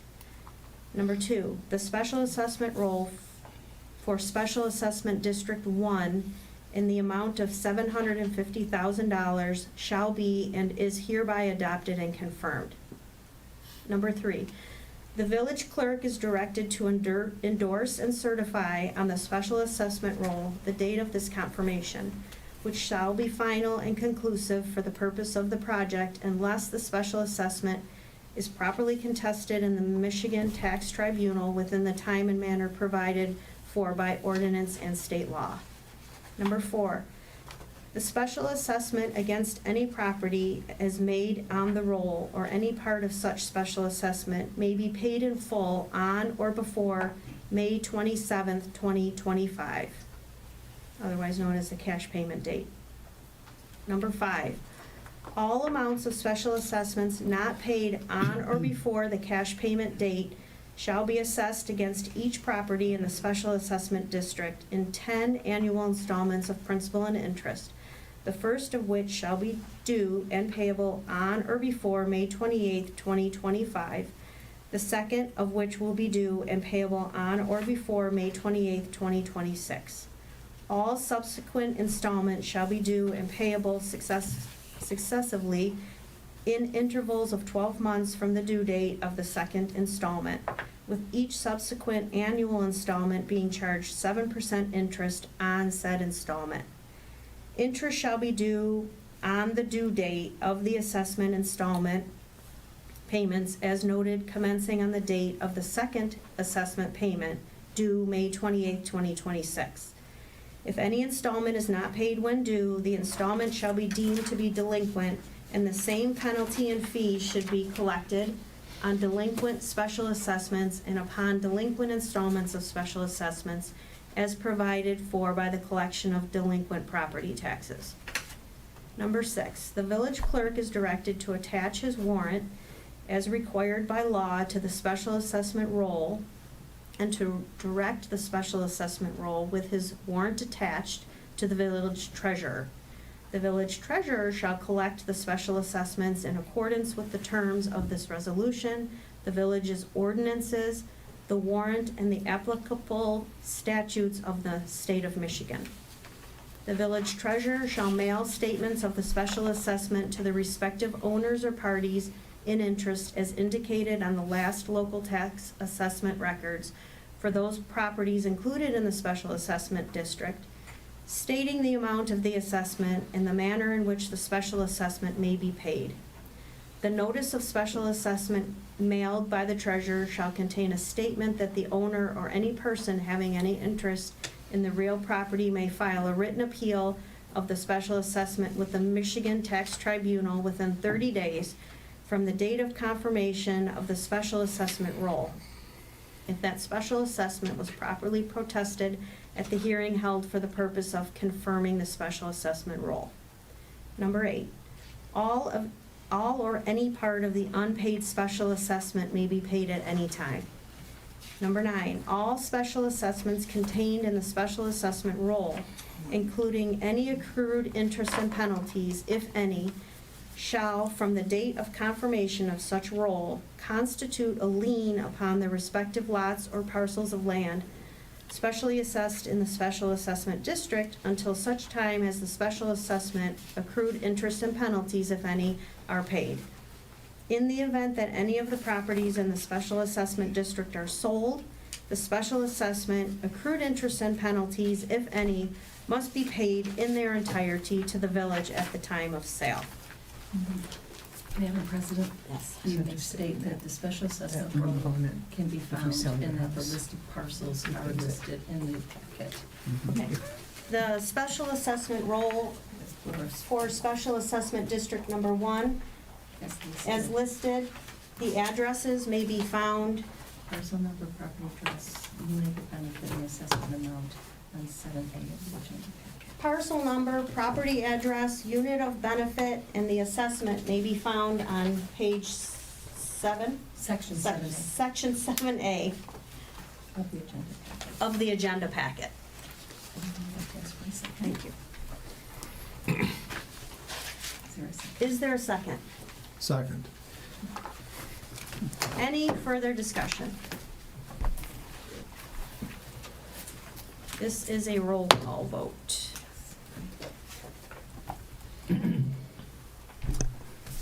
Blackburn. Aye. DeRoney. Aye. Hageman. Aye. Howard. Aye. McAlexander. Aye. Mashigian. Aye. Miller. Aye. All right, that passes unanimously. Thank you very much.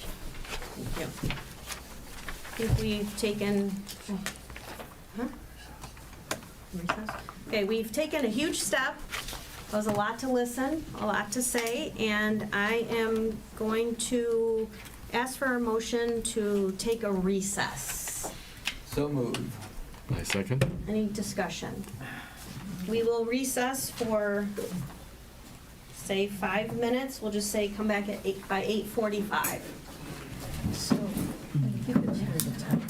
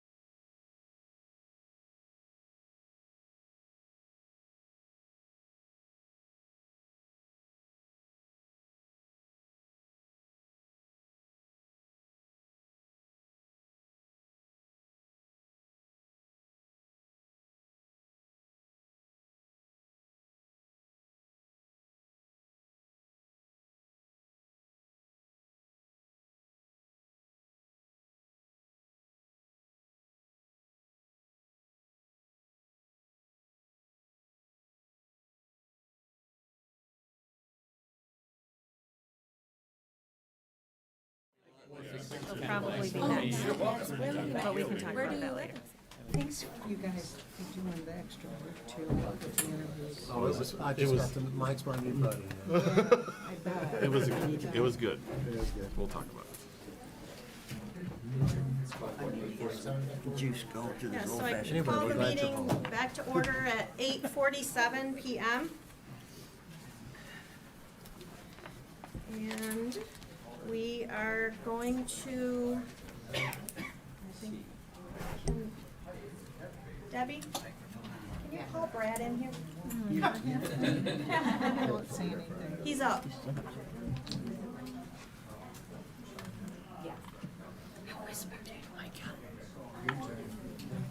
Yes. Green light? Yes.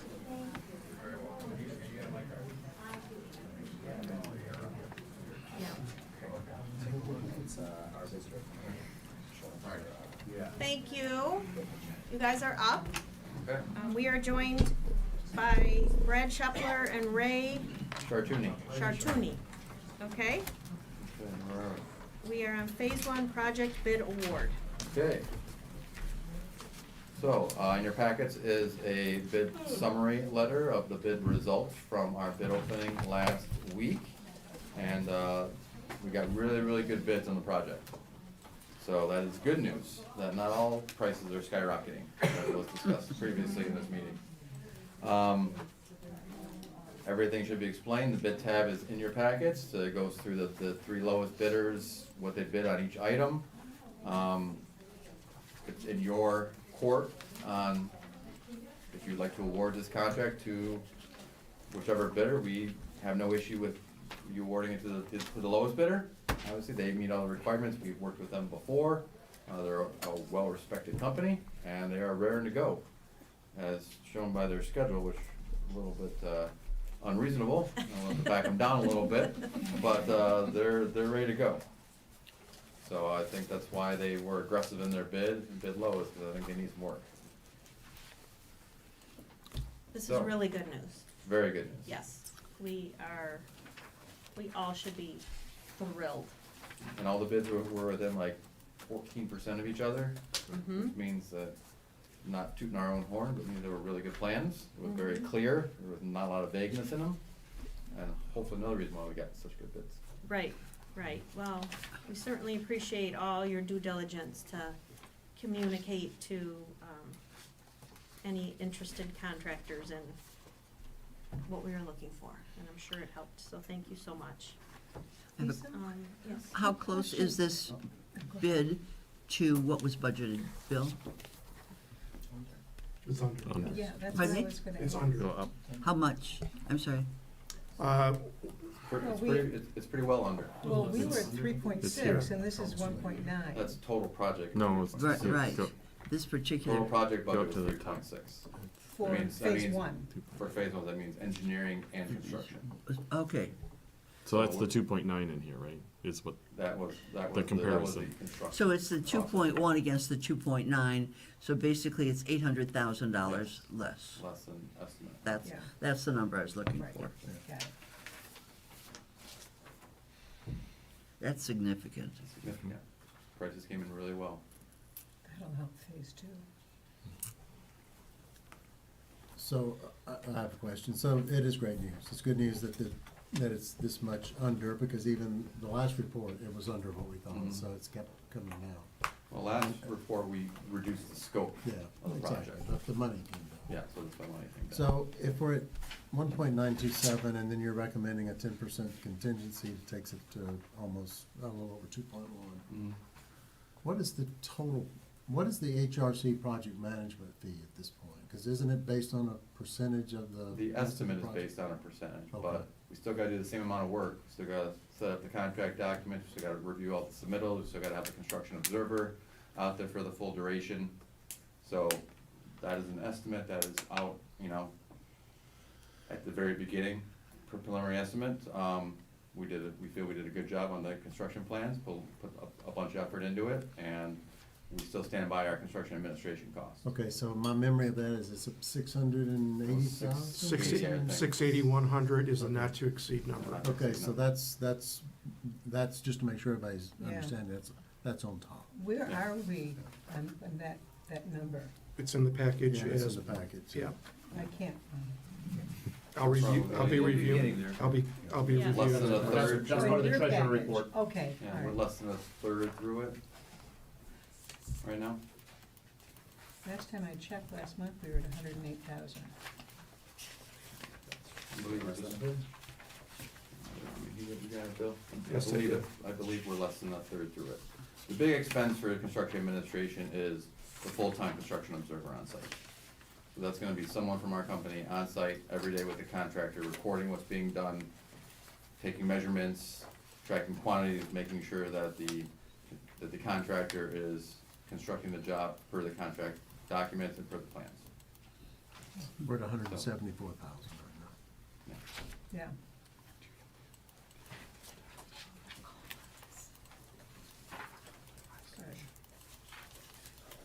Good. Okay, so I'm just curious, they don't have oversight that they provide?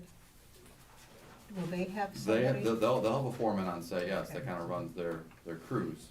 But you would want someone not, I wanna say on your side, we try to all work together, right? But contractor without oversight sometimes tends to cut corners. We wanna make sure we document everything that goes in, we produce as-built drawings, so we take measurements and lengths, and we'll give you a set of plans after the project that says this was how it was built.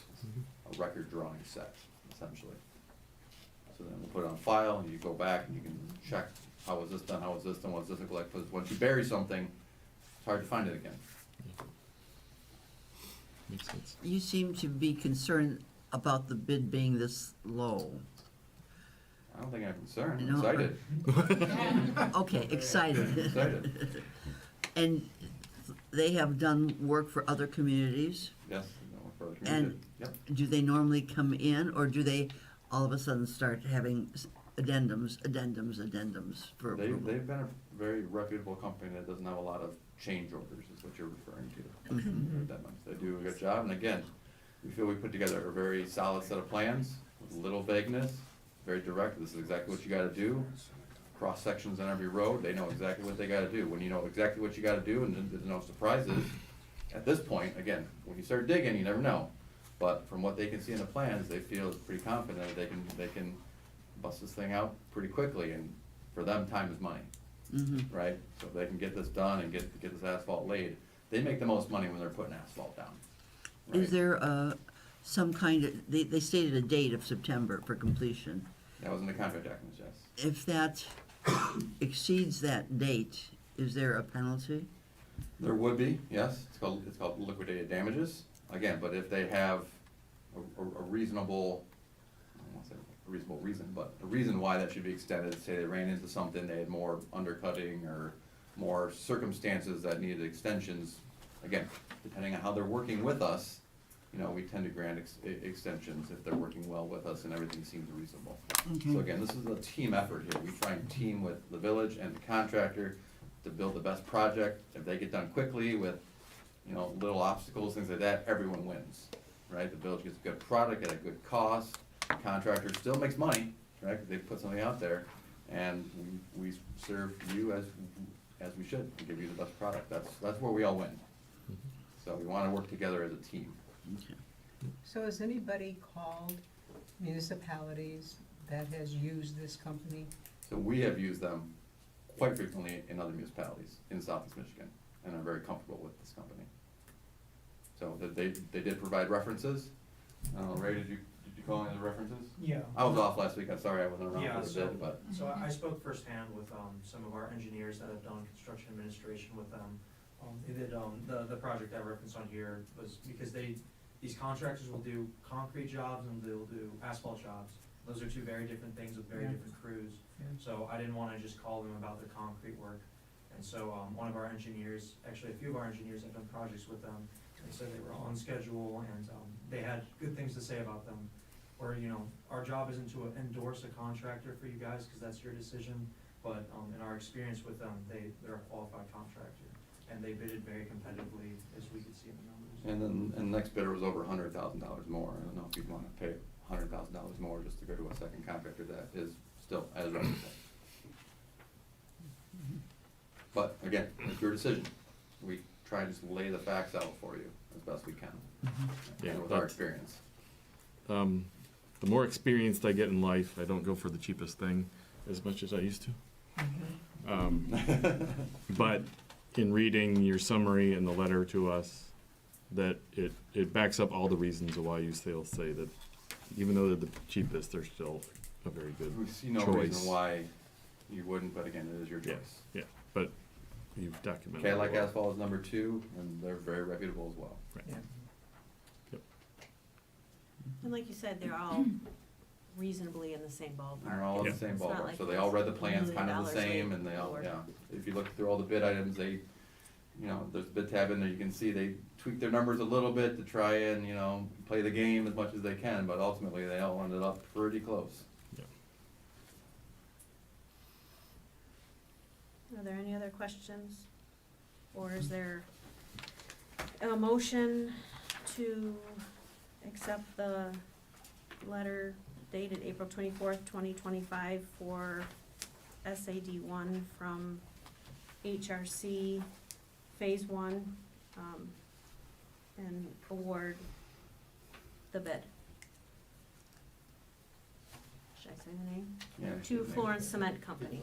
In the amount of, not to exceed, to the bottom. $1,927,000. No. 2119. $2,119,824. Thank you.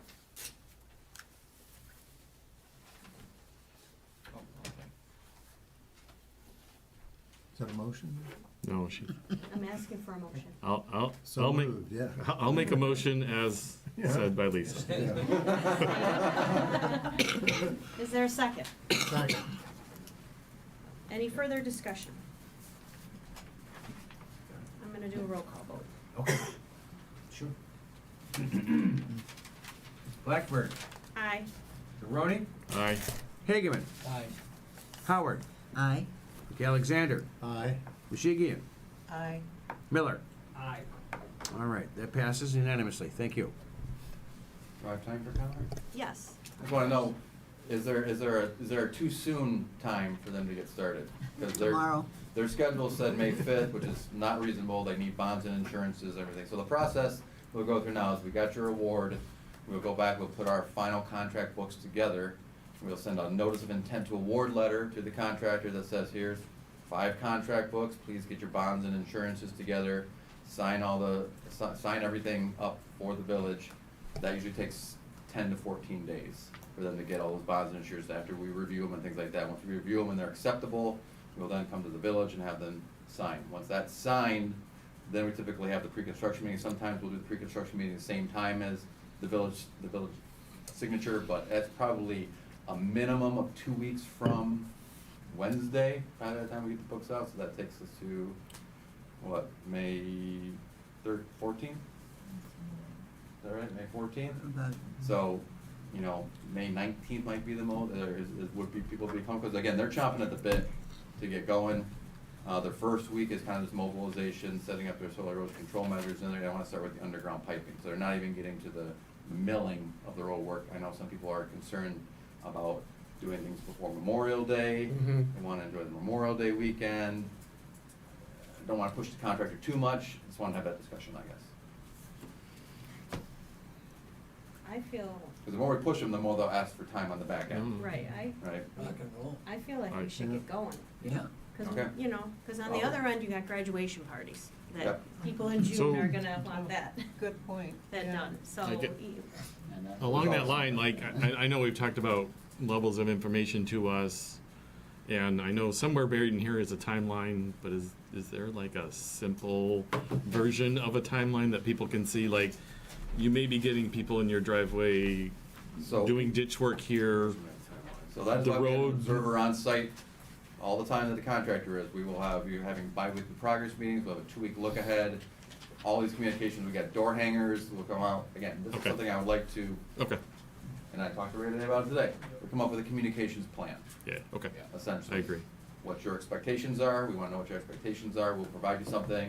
If you're like, can you maybe a little more here, we can tweak it however you want it. Right. Well, I think, So, as someone not living there, but if I was, I'll be the one like, oh, I'm having a Memorial Day party, I'm having a graduation party, I'm having a wedding in August, I'm, whatever it is, somebody's gonna wonder, where does that fit in the timeline and how hard is it gonna be? okay, we set it up where the local roads are first, right? We do Yeah. local roads first, and the way they have it loosely But just the assembled right overall now- picture of, Yeah, it's as like we the get first towards month is kicking like it off. underground, Yeah. and then they'll mill, do structure adjust, pave, and then they'll do Bingham Road. So first half of the summer is gonna be all on the local roads, and the second half of the summer would be all on Bingham Road. Local Mostly. being other than Bingham Road. Yes. They're all kind of local, but yes. So, Will the roads ever be impassable? Meaning we can't get to our homes? No. So the biggest inconvenience will be when they're probably doing the structure adjustments. Well, there are a couple cross culverts that, yes, that Yeah. at some times when they're digging the cross culvert, Yeah. yeah, you might have to go around the other way. Easy. Don't believe there's a cross culvert on any of the dead end roads. If there was, we would make them do it half width and make sure that there's temporary access on either side, so they do half of the pipe, keep the other half open, backfill everything, dig up the other half, make sure they can get through. So, but when they have dual access, they'll close the road at that point, so that might be the only time. But when they ever do that, whenever they have a road closure like that, we can definitely inform emergency services, police, fire, things like that of that road closure. But typically for a cross culvert, it's a day. And then they'll have it backfill up with stone. What are Yeah. the stakes with the pink ribbons all along the road? What do those indicate? it was a temporary survey. Well, the Well, temporary no, survey let's- for, But No, I'm not It was sure. a survey that was done last fall. But that's, when you see pink is an indication, that's usually surveying. Right. Like, But I just wanted to know, was Depends on where it's at. had to do with elevation? depends on At where each it's at, point? I can't, Yeah. if you say a pink ribbon on a piece of lath, it usually has writing on it, that'll tell you what it And is. it probably HRC and does. a number. Yeah. Then it's probably a traverse point. So that's where they're taking their survey, that's the elevation that they take to Right. set their control. That's what I'm saying, it Yeah. was an elevation. So please don't disturb those. Well, some of them are Mom's gone. gone now, so yeah. Yeah, plows Some are gone. come and, yeah. They shouldn't be in the road, but. Do you have a schedule? Brad, back in March, well, actually, this is taken from something you wrote before March, but it's remarkably on track, honestly, because we had. Remarkably. Yeah. April 28th is second public hearing for SAD, which is what we had today in Village Council to vote tentatively on a road project. I think it's on Village Letters that you wrote that. No, I took this from your I stuff. was trying to give you credit. And then the earliest anticipated construction date you have is the week of June 2nd, or that we have, is the week of June 2nd. Now they're talking about moving this up even further. They're aggressive, like I said, they're aggressive, and that's why I brought it to your attention. Okay. Do you want us to get going? Yep. Or we can say, As far as I'm concerned, yeah. Well, for several reasons, this doesn't concern me anymore, but, but, I mean, if we can get the word out in any way possible prior to, in May, as long as we get a date, we can do whatever you need. that would be our call tomorrow. Okay. Is to call the All right. contractor and say, you were awarded the contract, when can you pick up the books, here's your here's your letter, let's Okay. start talking about schedule here. We can, If you say you wanna yeah. start May 19th, you better get your bonds and insurances together, and it better be right, because sometimes I've had contractors take 2 months to give me correct insurances. I don't want that to happen, so. We can do e-blast, we can do another postcard, I mean, We can do either Okay. as well. All right. Yeah, however you want, again, whole expectation thing. Yeah. If you'd like to set up an email, kind of, listserv, I guess you would call it, where people can sign up for an email. So then we'll send out special email blasts for this, not just waiting for the end of the week one, but anytime something big comes up, like, hey, they're milling today. So when they mill, they'll wanna mill everything. Hey, they're milling today. Here's what you gotta watch out for, when the mill's going through, there might be a 30-minute period where you can't get out. So plan your day accordingly, watch where it's at, it doesn't move that fast. So, just watch where you're at, okay, if you know you gotta get out in a half an hour and you see it kinda down the road a little bit, maybe you leave a little early. But you can't get home. Yeah, you will. It'll be past you Once by they then. get it. It doesn't move that slow. They just did my street last year, you can get it. Yeah. I was joking on that Once, one. You sit and watch it.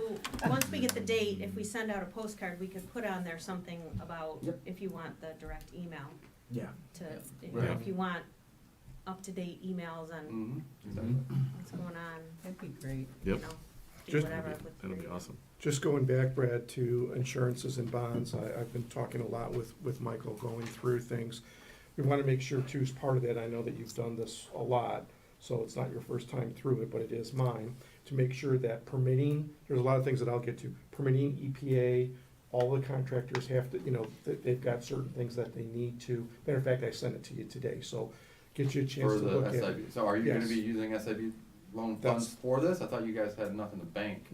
It's my For impression, this. my recommendation that we still go forward with it. That's fine, but isn't that just you don't pay on it unless you use it? That's my understanding. Is that correct? No, once we commit to it, it's a loan. We have to pay on it. Even if you don't borrow from it? Yes, until we actually sign the agreement, I mean, it's been approved, until we sign it, they'll hold it only for a certain period of Okay. time. But that interest rate, I would prefer to lock in at that Okay. interest rate, Oh, yeah. to use However you wanna- some however of you wanna pay that. for it, yeah. Right, Okay, I'll look through that document, but, I mean, it's locally bid, so we didn't have to go through any federal procurement requirements for it. Again, I'll take a look, we'll talk about it. Okay, I just don't wanna lose sight of it. Yep, no, that's fine. Don't think there's gonna be an issue, like was stated in the email, but I'll take a read through it. Yep. Thanks for making me read that. You're welcome. Mike said it was pretty standard format I was language, gonna go with but Mike's opinion on it, but I'll take a look at it. You did, you voted, you did roll call, you're on to MDOT grant. Right. Okay, Okay. so that was my spiel, it's about the schedule. Okay, So I just wanted to make sure we could move forward and talk to the contractor about schedule okay, tomorrow. all right.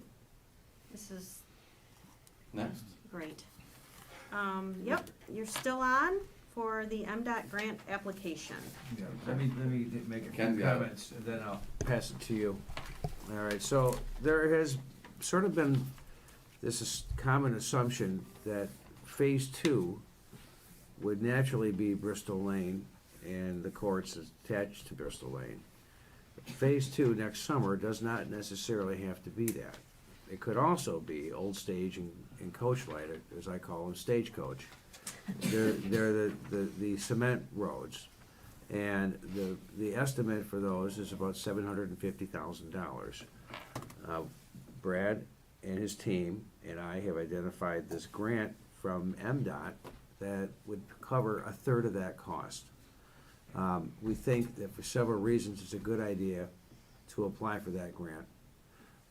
Why, it certainly could be applied, it could be, if it was awarded to us, it could be applied to the other project. However, this covers a third of it, number one. And number two, this grant program may not be available after next fiscal year.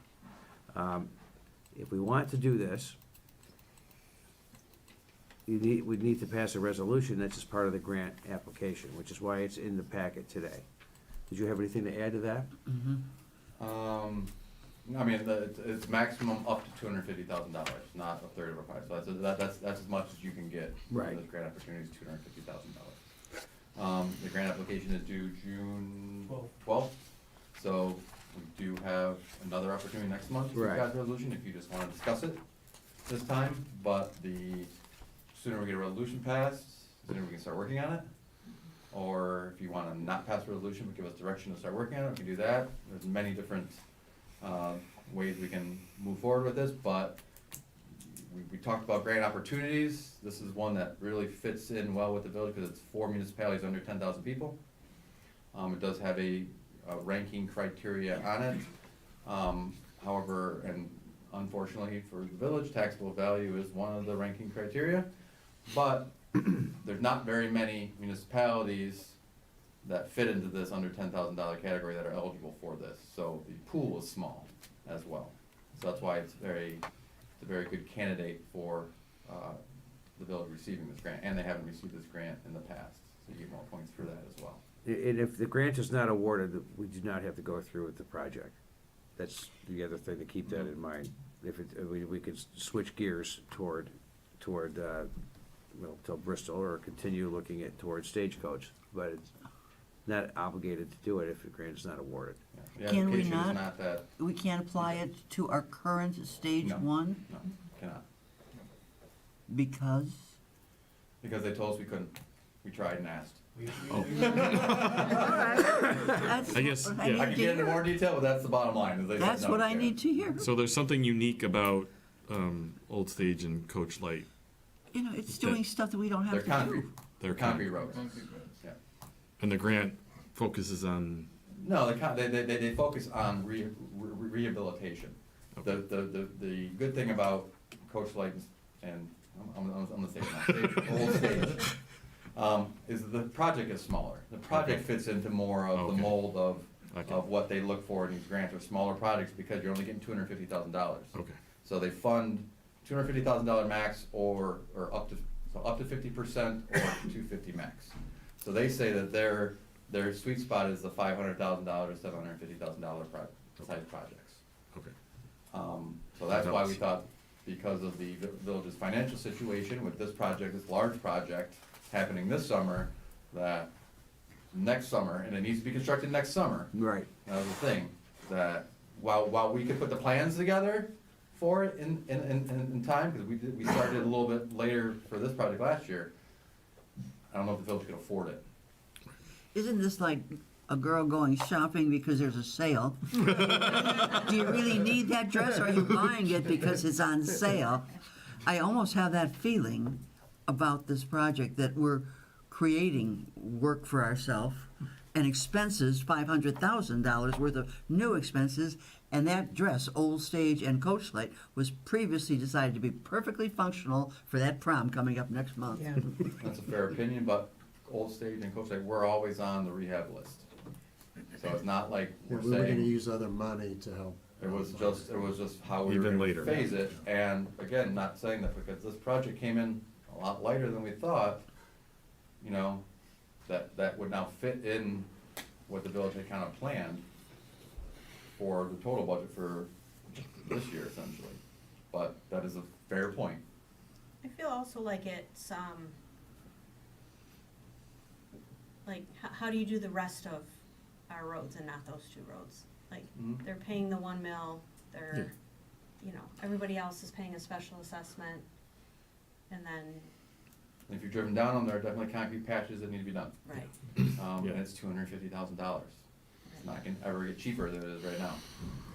Well, and that would give us another year, we were saying, that would give us another year to save for Bristol, which is going to be a heavier lift. Yep. So it's kind of giving us another year to save.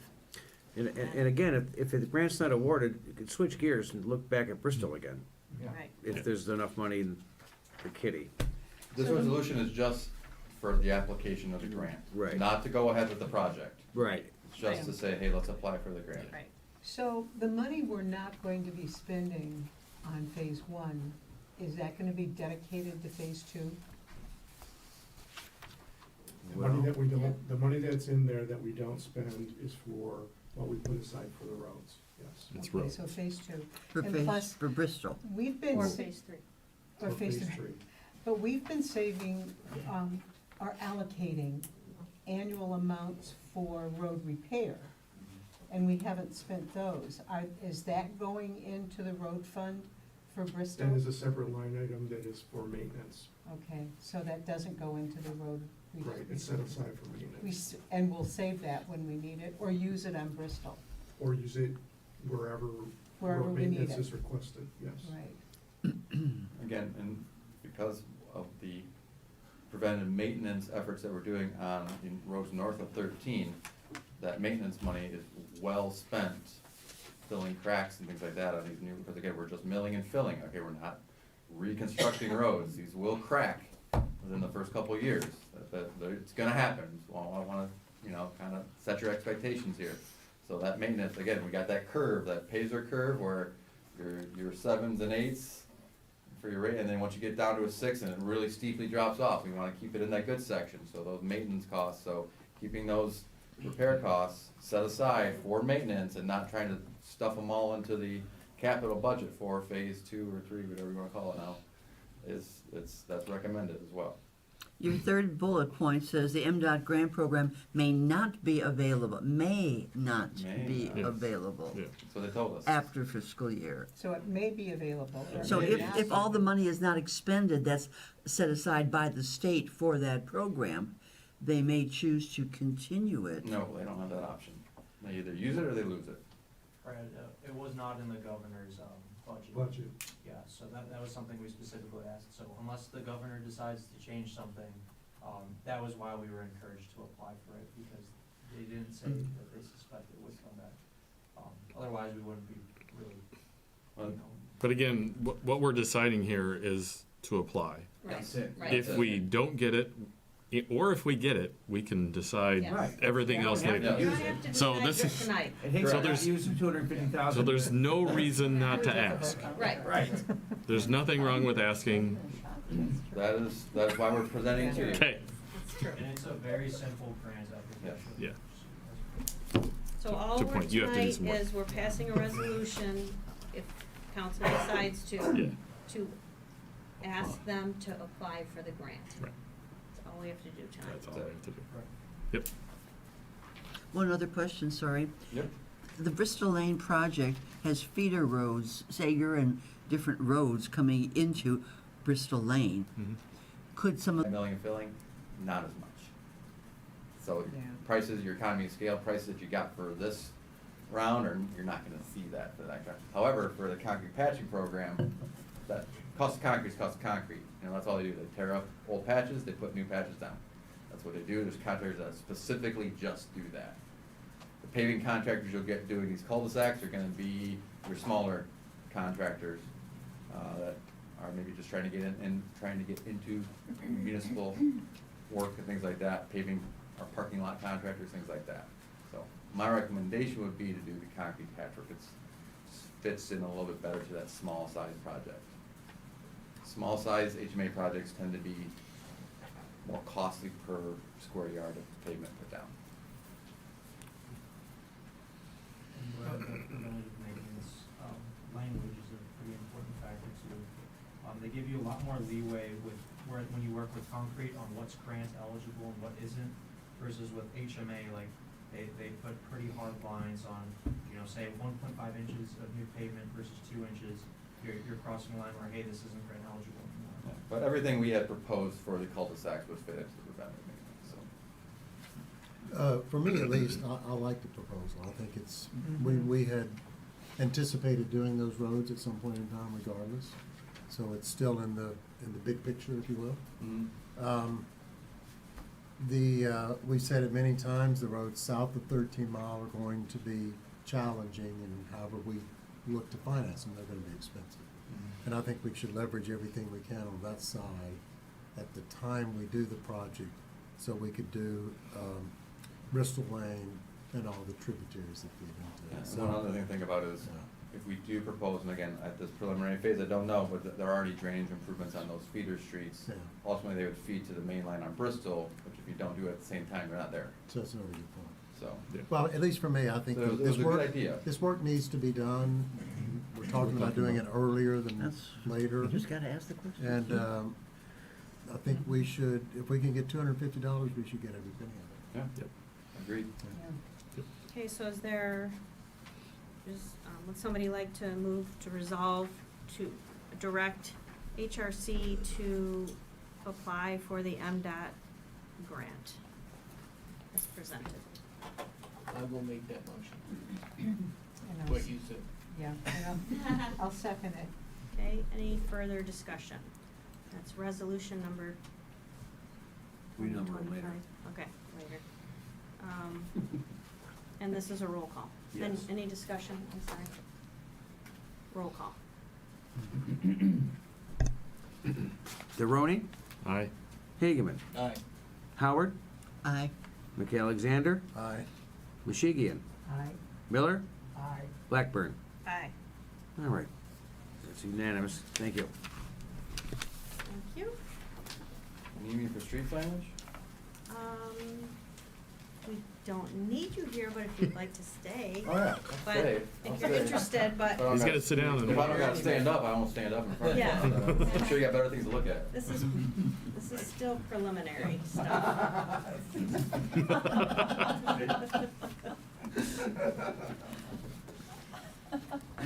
Okay.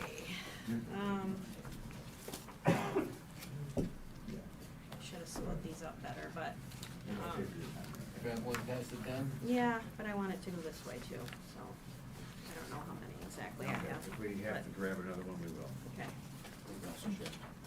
Right. So we discussed last month the possibility of updating our street signs while we're doing this project. It seems like the logical time to do this. So I've taken another baby step. Bill and I met with the road commission, Alex from the road commission on April 10th.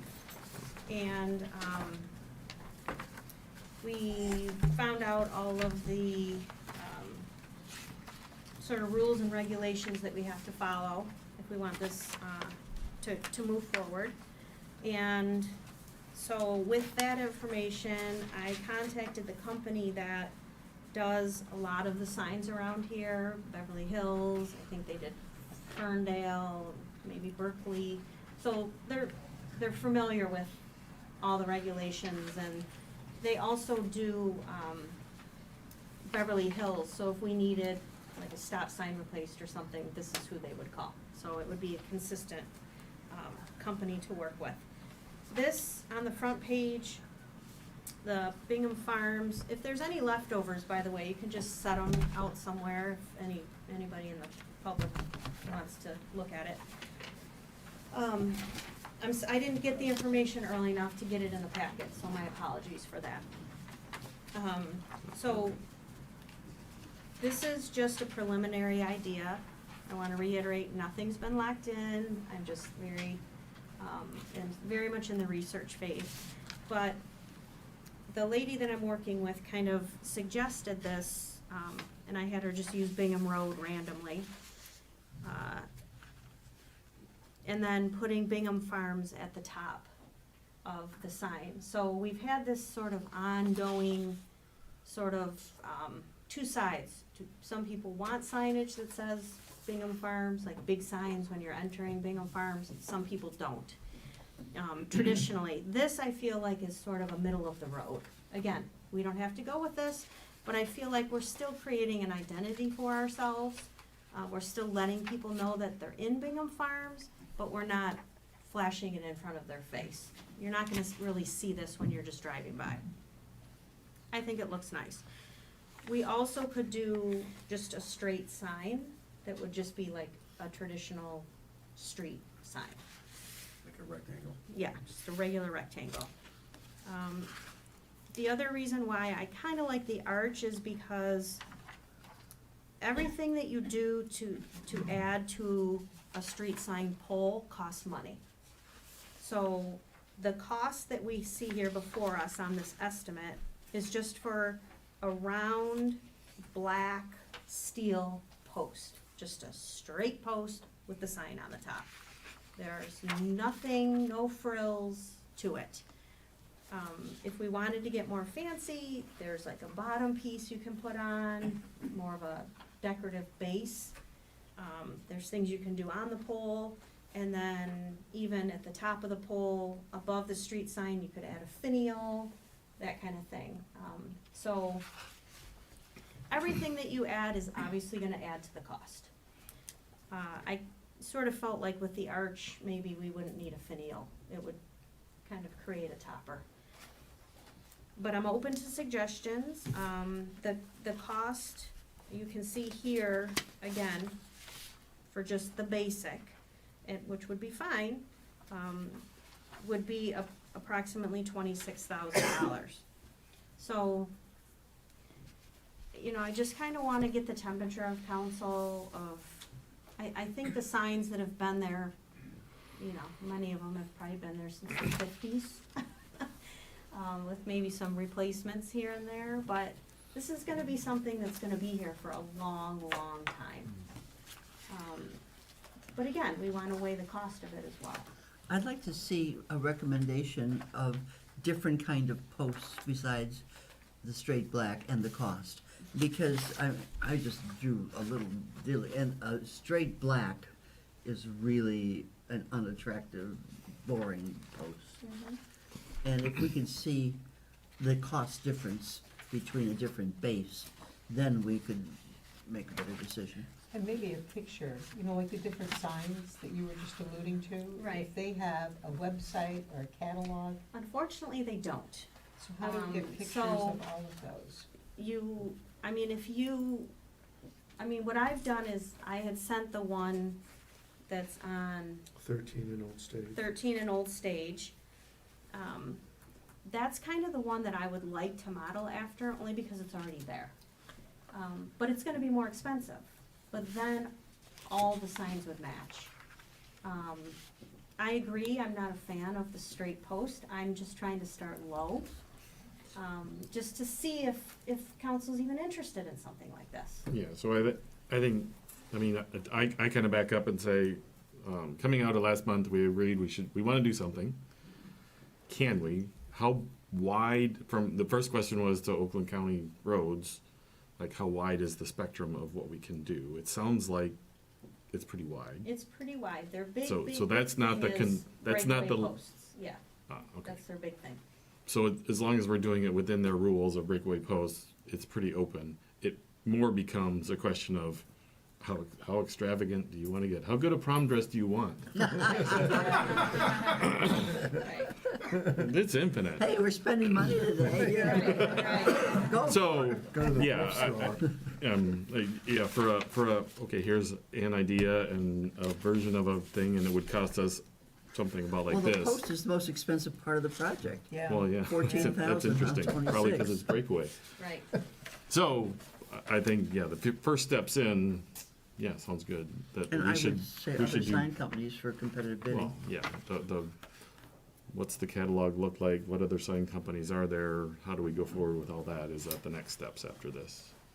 So, I would like to add to that too, does this then take away the 3 sign, units that are on the bid? Or is this an additional to that? I think this would replace it.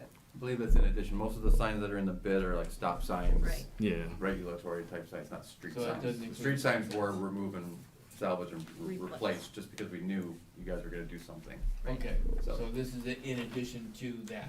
To the Correct. street signs, Okay. to the traffic signs, Yeah. but Okay. they won't charge us for replacing the existing street signs. Well, we don't know when this is gonna take place, so we gotta put them back. So yes, you'll pay Unless we to, have them. you'll pay to remove them and put Okay, them we back. get 'em back Unless you quickly. have them in the meantime, the coordination there would be very difficult. So probably have to take them out, put them You're in back. charge. Again, if they even need to take them out. Right. If they don't need to take them out, they won't, because it's not, Yeah, if they don't have to they do work, might they not. won't. Right. But they have to take it out for their you can construction, do the whole building. so they'll get paid to take it out, salvage it, and put it back. Right. It's gonna be hard to coordinate the two, I guess, for the amount, so. But again, we're only talking about street signs, not the stop signs, the yield signs, all those other signs Those are are already new. totally different, yeah. Yep. These are just for street Just street signs. signs, okay. And these are, this is black, right? Is that So green? we can get different colors, I haven't even, Ah, I wasn't even sorry. gonna go there yet. It's a big catalog. I just said, can we just start with black and white? You Yeah. know, there's certain colors that they can't do. Like she said, like red and white, because that's a stop sign. Stop sign. So, you know, we could do maybe green and white or whatever, but, you know, I can definitely get some more fancy, ideas. I just wanted everybody to have an idea of what we're talking about. Well, can we at least look at the price of what it would take to do what is already at 13, and is it 13 in Old Stage? Mhm. Yeah. You said that would be probably more expensive than this. Yes, it's definitely more expensive, yeah, cause they've That got, might be- they've got Let's see, base, they've got, finial, Okay. yeah. Who did their signs? Oh. I mean, who paid, Oh, Beverly Hills. Because they're part of that sub that goes to Beverly Hills. Oh, so that. That's Even why though they're okay. Bingham Farms. Hmm? Even though they're Bingham Farms? Is Right, that but Bingham? I'm assuming the neighborhood was getting the signs at the same time. I'm thinking that the HOA That's just paid for safer. it and did it. Okay. That's what I'm thinking. Interesting. Yeah. So ideally, I mean, it'd be great if we could just go off what they already have, because we would, Yeah. then it wouldn't be the only Right. sign that's different. But, Yeah. you know, it'll be more expensive. But like I said, if it's here 50 years from now. $250,000. Okay, I Okay, but it's will- at least something for us to look at. Yeah, Say, does it whether make it's sense? $30,000 or And $100,000. from a second bidder as well. Yeah, yeah, for besides- sure. Yeah. I asked if there was a catalog. I wanted to bring a catalog. Yeah. And There's it's, just not there's one. really not. She's like, there's just so many choices and Yeah. so many different, like I say, not everybody has a breakaway. We have to have a breakaway. I mean, there's like a million, Yeah. millions of choices. Wow. So, okay. Good. Thank you. Do I want- Sure. Let me see this. I don't think so.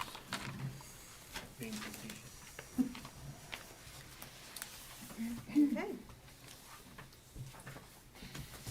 Okay, next is our new business, and I have somebody very exciting to introduce, finally, she's been sitting here so quiet the whole time. This is Jamie Moore. This is who the interview committee selected to be our new village manager. Jamie comes to us with enormous amounts of experience. She's ready to hit the ground running.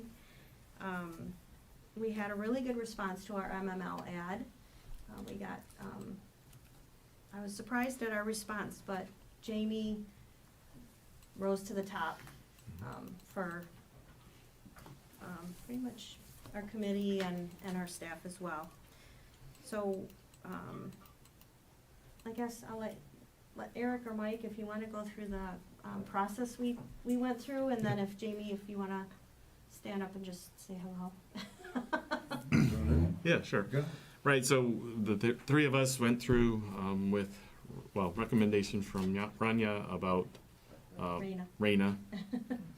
She's not here. I know of Rania, sorry. I haven't worked with her before. Yeah. Right, so, right, we had recommendations, it was narrowed down to the candidates that we interviewed. And we spent a lot of time with everyone on 2 long nights and talked through, not just hearing, going through their resumes, but spent a lot of time in great discussion, what kinds of people they are, what kinds of different things that are going on, how they would see what was going on here, and great conversations with them. Me personally have spent a lot of time at GM interviewing a lot of people, and so it was really actually fun going through and doing this with a whole different set of people, but also bringing my experience of how do you get to be a conversation versus a grilling that I don't think we did to the candidates. So in going through and talking with everybody and getting it, we, after every individual, had short conversations, little takeaways, and then after interviewing everyone, spent a lot of time talking through pros and cons and aspects. We had 4 great candidates that all would have been very good. We all agreed that all of them would have been great choices. But we were able to then individually think about who our first, second choices were. And again, something that I'm used to going through. And it was really nice working with Lisa and Eric going through this of each of our, we didn't have the same list. And so we were able to go through and hear from each other. And me personally, even knowing that even throughout our little conversations after them, reacting what we heard, what was important to us, and I changed throughout talking to everybody. So, and then we all spent time talking through each of our top 2, why they were that way, and then came up with a great first choice, and then also we, had to have a good second choice, and we're able to work through that and resolve who our first choice was, and then went forward with offering Jamie the position. So. Anything, do you wanna anything add? I I've don't missed think to the so. process? I'm like Mike and Lisa. I think we did a very thorough job. I think we spent a lot of time with it. I thought it was a very thoughtful process. It's an important job. I was very pleased with the outcome, and I'm very pleased that Jamie has accepted, and now based on a vote of the council, do we move forward or not? But I'm very excited about her presence in the village, and I think it'll be great for us. Yep. Jamie, do you have anything? Yeah, I was just saying, I think I'm a great fit for the village. I'm really excited. Actually, even just being here tonight, there's a lot of topics I can really help with. I've successfully gone out for fire millages, a lot of experience with SADs, roads, etc. Little bit background about me. I started out in Sterling Heights when I was just in high school. Then I moved on to Oakland Township, where I was there for 17 years, mostly as assistant manager or manager, and then most recently Independence Township. So that's my background, and I'm really excited.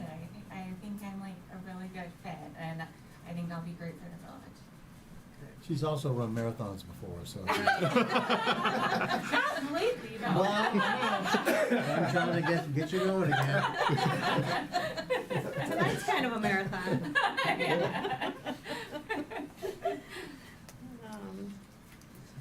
So in front of you, you have her resume that was part of the packet.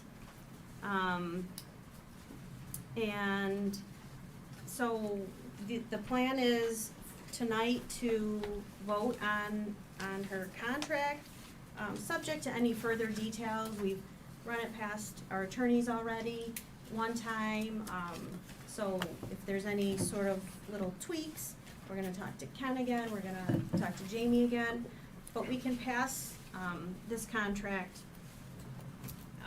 subject to any small changes, and move forward, because sort of what I've laid out with Jamie and Ken is that Jamie's first day would be May 12th, and Ken and Jamie would work together that week so that Ken could introduce her to some key people, go over all the village stuff, office stuff, that would need to be familiar with for Jamie. That also means she could attend the May 12th Planning Commission meeting, so she could be introduced to Planning Commission members, and then attend our May 19th council meeting. They would attend jointly, and then that would be Ken's final day, final night, and from there on out, Ken was gonna take a couple of vacation days to make room for Jamie, and they would hand off the baton at our next council meeting. So we would be off and running. So there would be no lag time, no interim needing to be hired.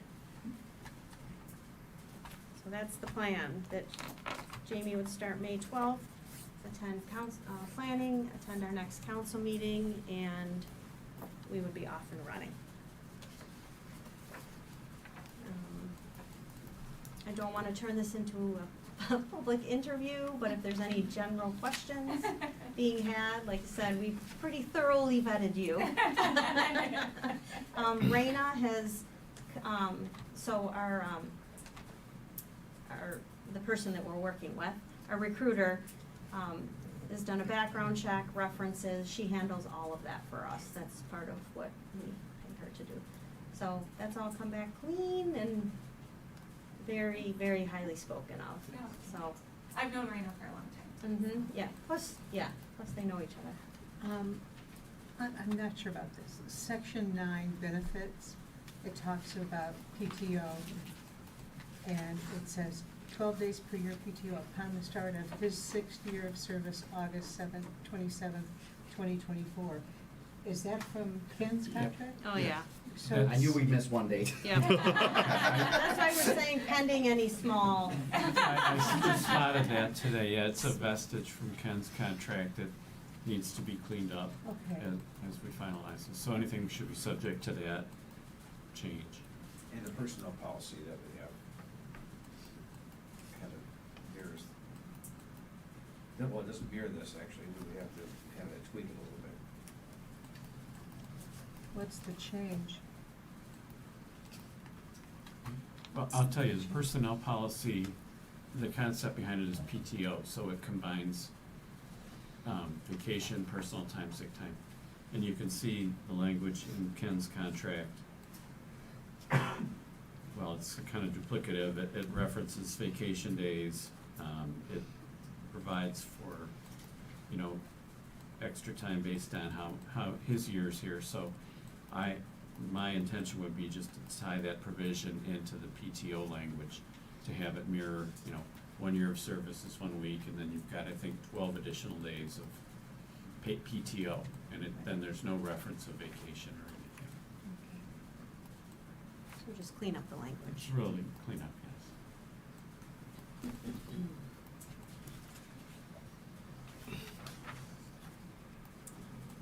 So if there's no other questions, I would ask for a motion to approve the contract for our new village manager, Jamie Moore. Is I there a move motion? to approve the contract for Jamie Moore. Is there a second? I'll second. Any further discussion? Should I do a roll call? Sure. Sure, let's do a roll call. Okay. Blackbird, Aye. Hageman, Aye. Deroni, Aye. Howard, Aye. McAlexander, Aye. Miller, Aye. Mashigian. Aye. All right, it's a unanimous vote. Congratulations. Welcome aboard. Congratulations. Congratulations.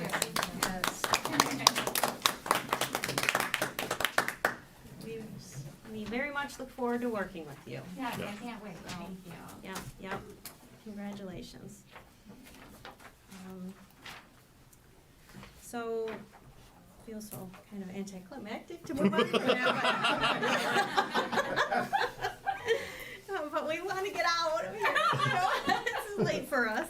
Oh, this is not in Oakland, I mean, go till 1 in the morning. Riley, that's No ideas, Jamie. she was not here to say the same No. thing. You don't need to bring that experience, no. Nothing good happens after 10.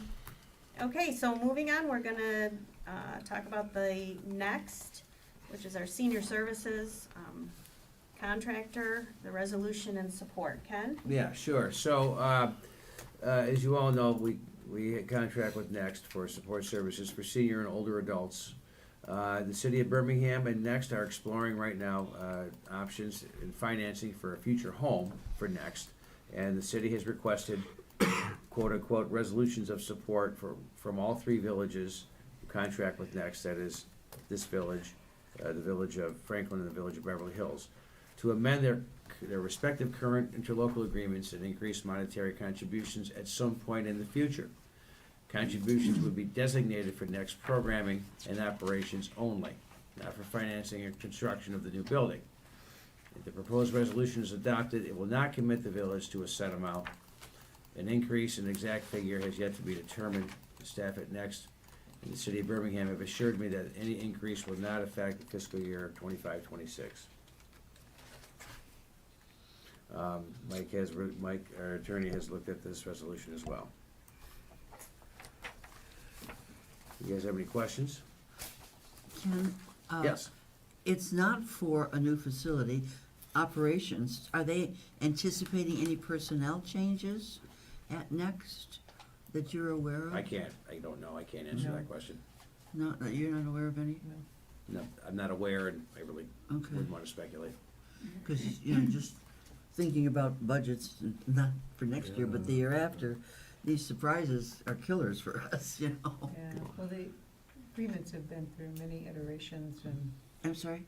the agreements between Birmingham and Next and the Y have been through many iterations, different changes. And I think they're headed in a good direction now. Okay. Well, we currently pay a little under $5,000 a year to Next. Fine. A little under 5,000. So, again, the exact amount hasn't been determined, but they were expecting a commitment of support that would be beyond that number. Yeah. Yeah. But But it's not gonna- paying for anybody's massive salaries. Right, You know, yeah. yeah. Way beyond, way beyond. Okay. So there's a resolution to be offered and supported, and it would be a roll call vote if you feel that this is appropriate at this time. Again, this doesn't commit you to any dollars this fiscal year at all. But it would commit us to dollars in the next fiscal year. Well, we don't know how much, that number hasn't been determined yet. It's not in here. That's the problem. If it comes, We will continue to support them. That's what. it's a letter of intent-ish. Basically, yeah, Yeah. yeah, the council, their Birmingham council, as I understand it, would like to feel a little more comfortable as they Yeah. move forward with the bond issue that would be on their ballot in November, presumably in November, to Yeah. pay for that new building. This doesn't pay for the building, this pays for support services. So it goes on a ballot this November. For them. Can't forecast the future, but I think that's the Okay, plan, okay. yeah. Yeah, but if it didn't pass the ballot, then that's another issue altogether, so. Right. I would think that the ballot would be used for the facility. Right. The building. Yes, for the Right. Construction That's right. of, yeah. It's designed So I for think the they're gonna building. tear that building down and build a new building, yeah. Yeah. Yeah. So this is programming and operations. Yeah. Yeah. That's why I asked about staff changes. Yeah. So they're basically just asking us to support them moving forward. It's not committing us to anything. You know, they would just like to know that we're still interested in partnering with them. Kathy, did we get good participation from Yes. people in Bingham Farms? Okay. Oh, yeah. Joe's shaking his head. Yeah. I see Joe and Lois there quite a bit. Yeah. So I can chime in a little bit. I'm gonna repeat, what I shared during the interview, that I Yes. represent the city of Birmingham. So I'm speaking of things that are dealt with at public meetings. And just to refresh your recollection, that the four communities signed in 2021 an interlocal agreement that was for the benefit of NEXT, for its financial stability, and for it to be able to count on a certain amount of dollars from each of the four supporting communities, so that they had predictability for their budget. What this resolution is to say is that there is an expectation of an increase from the other three villages going into the future to help support NEXT. That if the building goes forward, the city of Birmingham is perhaps bonding $32 million to build this facility. And as a result, the $125,000 that Birmingham now contributes to NEXT would go away, because instead it has spent over $32 million. Could be billion by the time it's done. And so that's what's happening with the city. And I'm not violating any attorney-client privilege. This No. is all on public record. So that's what the purpose of this is. The city commission, as Ken just said, has some trepidation that if the city of Birmingham's gonna pony up this much money, will the other three consider increasing its contribution to NEXT for the support? What that dollar sign looks like is uncertain. I'm not part of that. The city manager and the assistant city manager is. My guess is they'll be reaching out to Jamie and Ken very soon to sit down and continue those conversations. There is a meeting Monday night, starts at 7:30, and a large part of the meeting will be about whether the project is going forward based upon some new numbers. Yeah. So you might wanna tune into that. Probably enough said. But it gives you a little extra background. Well, this whole project was supposed to be $3 million. When we started, it was a $3 million renovation of the Y. Of an existing fort, right, so Right. the city And bought then that for that reason. I'm sitting next to one of the women that sat on the committee that apparently purchased the building, made the mistake of saying, well, didn't you have an inspection? Everything was inspected. Well, she but said, it well, was- it was such a good price, we weren't worried.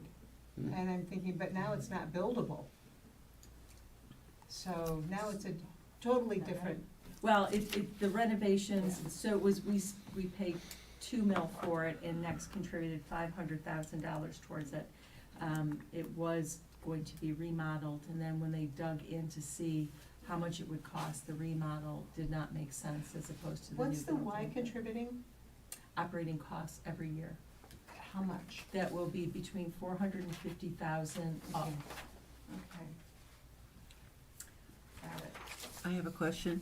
If we pass this resolution, are we bound to take the increase and pay no matter what the increase is? So if we're paying 5 now and they come back and say, we need 20 from you now, are we bound to give them the 20 by passing this resolution? No.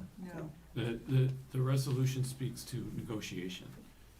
So as long as you're willing to negotiate in good faith, which I'm sure you are, Mhm. you've met the requirements of the resolution. Okay. We tag team that well. That's all I know. I stay away from next as much as I can. Wait, are we on the Yeah. record?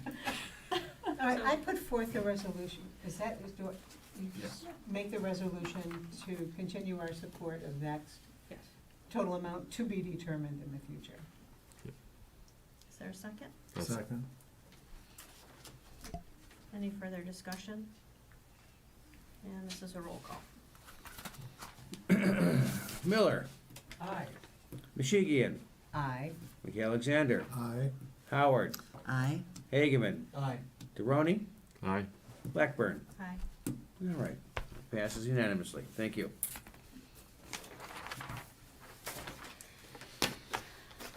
The last item under new business is the amendment to the FCO zoning district. Ken? Yes, okay, this is the amendment to the zoning, the FCO, which is basically the strip along Telegraph. The Planning Commission has weighed this and has worked with our planning consultants. They would like to add a use, which is known as medtail, which you may have seen quite a bit of now in those types of buildings in other communities, includes doctors and dentist offices. They seem to think this is a good fit. As you know, we've had some issues with buildings or with businesses coming in and out of those properties along Telegraph. We finally have a couple of new restaurants involved. Of course, there's another vacancy in another spot. So, with our planning consultant's advice, the planning commission has come up with language which is pretty simple and a simple addition. They held a public hearing recently, earlier this month, right? Yes. Yes, earlier this month, and unanimously recommend that council adopt this ordinance. This ordinance amendment, which simply again adds medtail or doctors and dentist offices to not exceed 3,000 square feet in size. And they're asking that you approve this change so that we can make the change to the zoning ordinance. Any questions? So this just adds to what the buildings could be used for. Yes, yes. It doesn't take anything away, it just adds. What worries me on this is that the original intent of those outlot buildings was to provide services for the businesses that were there. And then we started, and somehow retail got put into that. And when I was on the planning commission, that was one of the things we wanted to make sure that it was just set up to handle, okay, whatever would come off Telegraph, but the majority of it was set up to handle what could come out of the offices there. So my question is, do we really want to go in this direction? I know planning commission says, but there have been a number of med facilities that have opened and closed, both north and south on Telegraph. So it's like, I think you're referring to like urgent care kind of facilities. are those more urgent care or are those more of Or a med style? those sort of, those clinics that people just drop into? This is more doctor's offices where appointments are set. That's why there's a size limit. And I agree with you that the idea, the intent of having restaurants in those buildings to service the office buildings behind them is great. just not as many people working in those buildings anymore, And not as many restaurants wanting to move in. and that too. Yeah. But I think having medical is, I mean, generally it's a very professional environment and they're stable. I mean, once a doctor opens an office, they don't wanna have to move. I mean, it would have to be something horrible for them to pack up and move all their patients someplace else. So if you can get physicians to come in, or dentists, or even easier than that would be like psychologists, or, because they don't need all the equipment. But I think it would be a good idea. There you go. We need the revenue. It is very high. Yeah. It's very high. And I guess That was just me. I'll adjust it as soon as we're having this Yeah. conversation's over and Bill takes over. This sort of lends itself to, that, having an economic development coordinator that has, spoken to the building owners and, we're trying to support them. And I understand that it was not the original intent, but, COVID wiped out a lot of people out of those buildings, and Well, we're we just are- trying to Well, support. I mean, I guess I can understand the difference, but we're sitting in a building right now where we've got Yeah. dentists next door to us. Right. You go across to the other Orthopedic, Jamestown and it's yeah. full of doctors Yeah. and different people, so I don't know, it seems like it's already all around us anyway. Another thought, now that I think about it, is that there is a difference in price per square foot for what the office is used for. And I think medical might get a little bit more per square foot for the owners of the building. Do you know? I have no idea. Okay. That might be another selling point. The question, is, do we want to expand the uses a little bit to help support the building owners? I'm assuming did the owners come to the planning commission to Yes, propose they this? have spoken Okay. to this. That makes Yeah. sense. I mean, but keep in mind, there's only 4 buildings, or is it 3? It's just If 3. you don't count Rusty Bucket 3. Okay, well, we'll count. Well, actually, with the Rusty Bucket 3. There's only 3 buildings in this district. Right. Okay. Yeah, Yeah. so it's minimal impact, I think. And right now, there is one vacancy, so it's not like you're gonna have 5 dentists along the road. Well, I know, the real estate is evolving and changing, and we want to make it inviting in Yeah. certain ways. And I know planning commission has been through what thing could go in there and shouldn't go in there, and we don't want in there, and planning commission, actually said this, so it makes sense.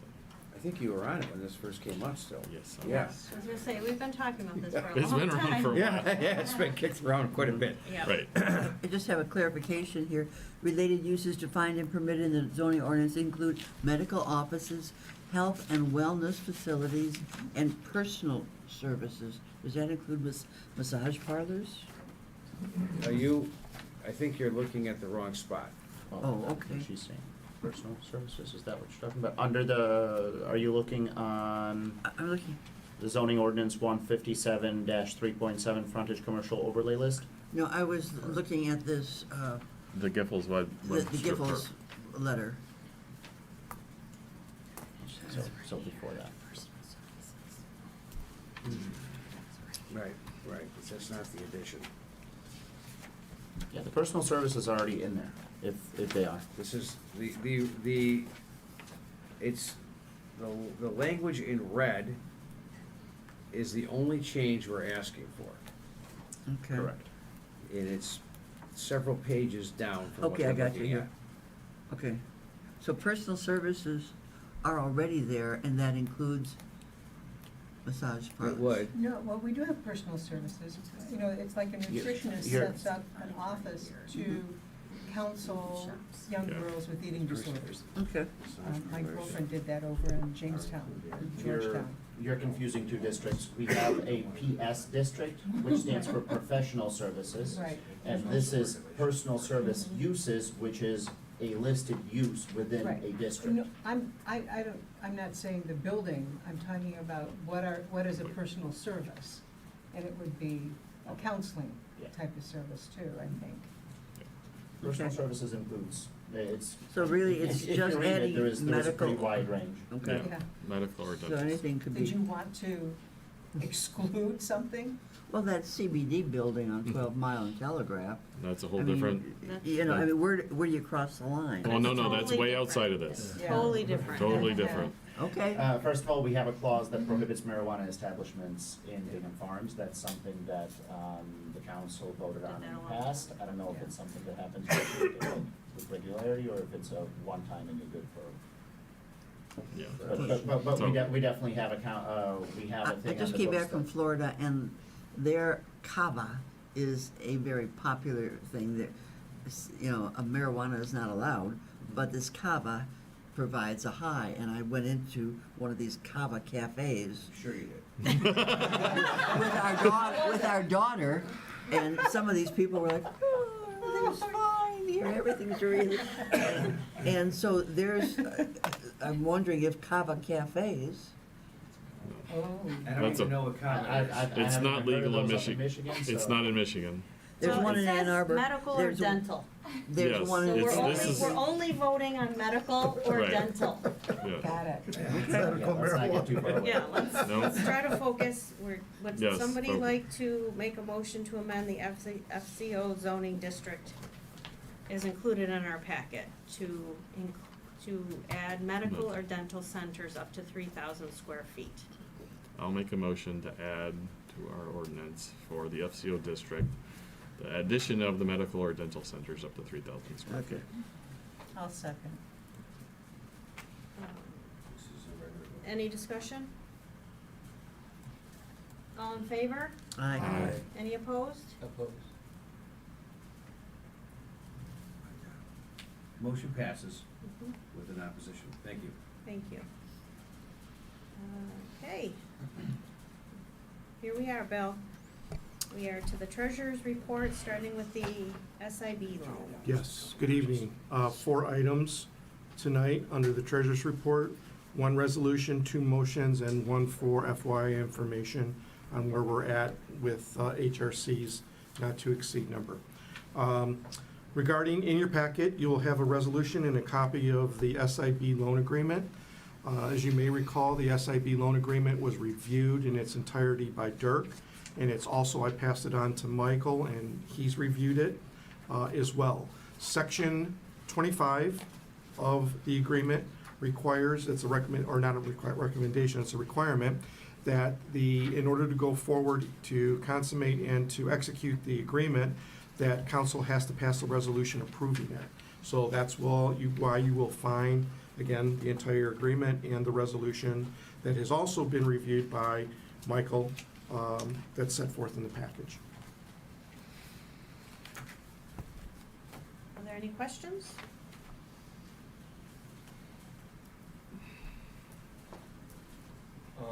The 3.2% interest, that is for the entire Term, term of the loan? yes, sir. Okay, that's pretty good.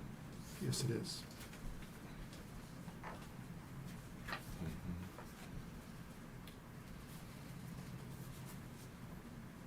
So I figured out the cost of the loan is gonna be basically $375,000, which probably isn't too bad.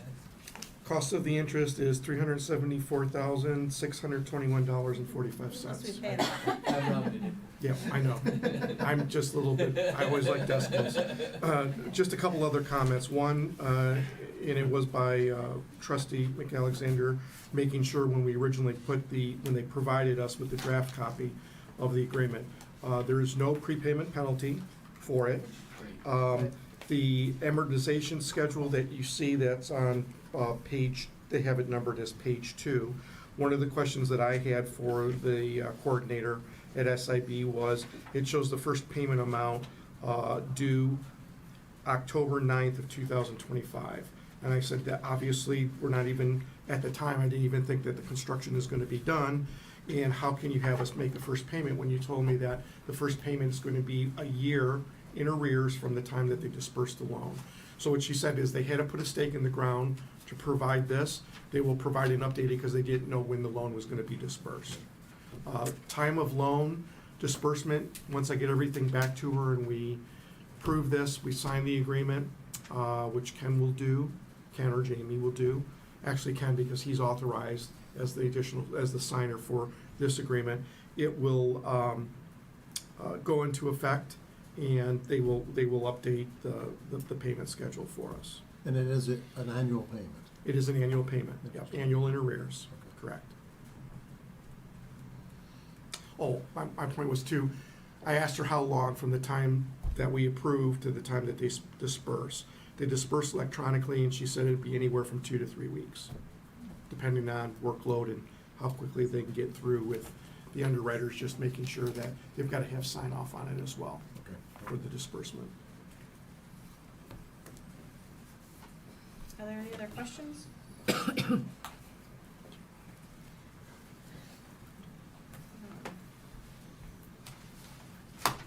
Would anybody, yes, somebody needs to forward the resolution, offer the resolution as presented in our packet for the SAB. So moved. Second. Any further discussion? Roll call. Blackburn. Aye. DeRoney. Aye. Howard. Aye. Hageman. Aye. McAlexander. Aye. Miller. Aye. Mishigia. Aye. That passes. Thank you. Great, great. Next is the approval of the April 2025 bills. Yep, so the glasses come on. In your packet, there's check disbursements out of the general fund for the time period of March 26, 2025 through today, April 28, 2025, in the amount of $170,925.84. The details of those expenditures are also in your packet. Under the disbursement for the same time frame for gas and weight, it was a whopping $450 from Johnson Landscaping, for a total dispersed out of both funds of $171,375.84. If there's any questions regarding any of the expenses in either fund, I'd be happy to answer them.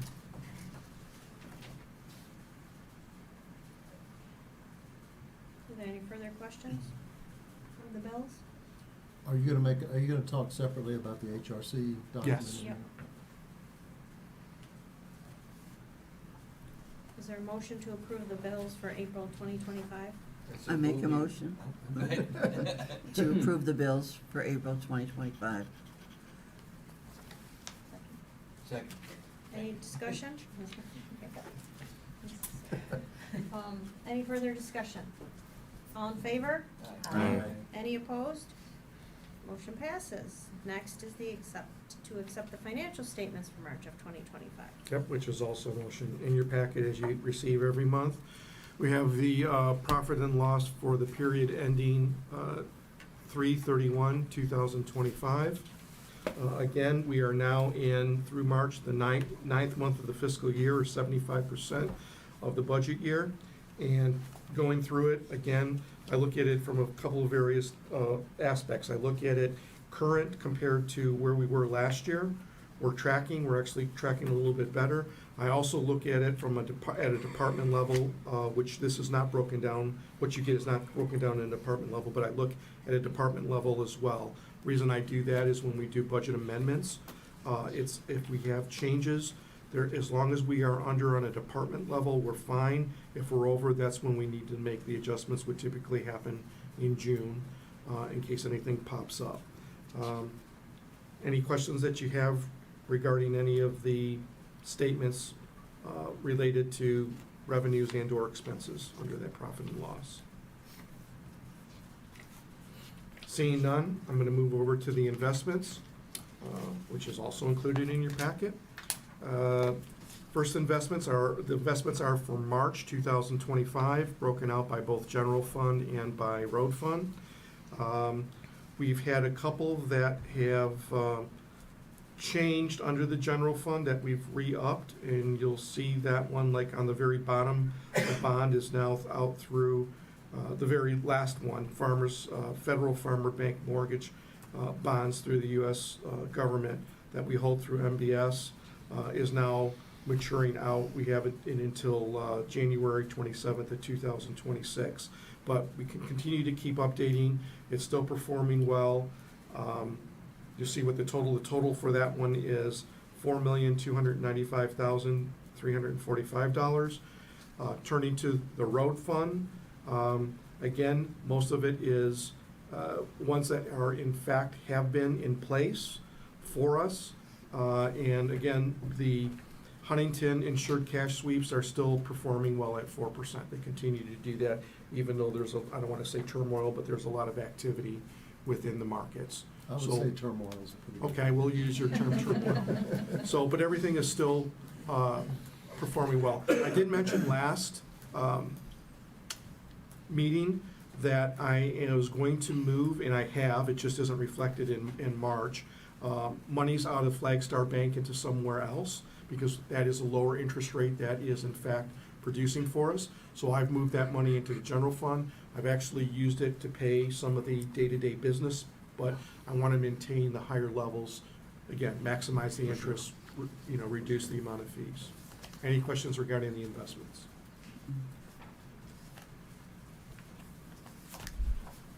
If there's no questions,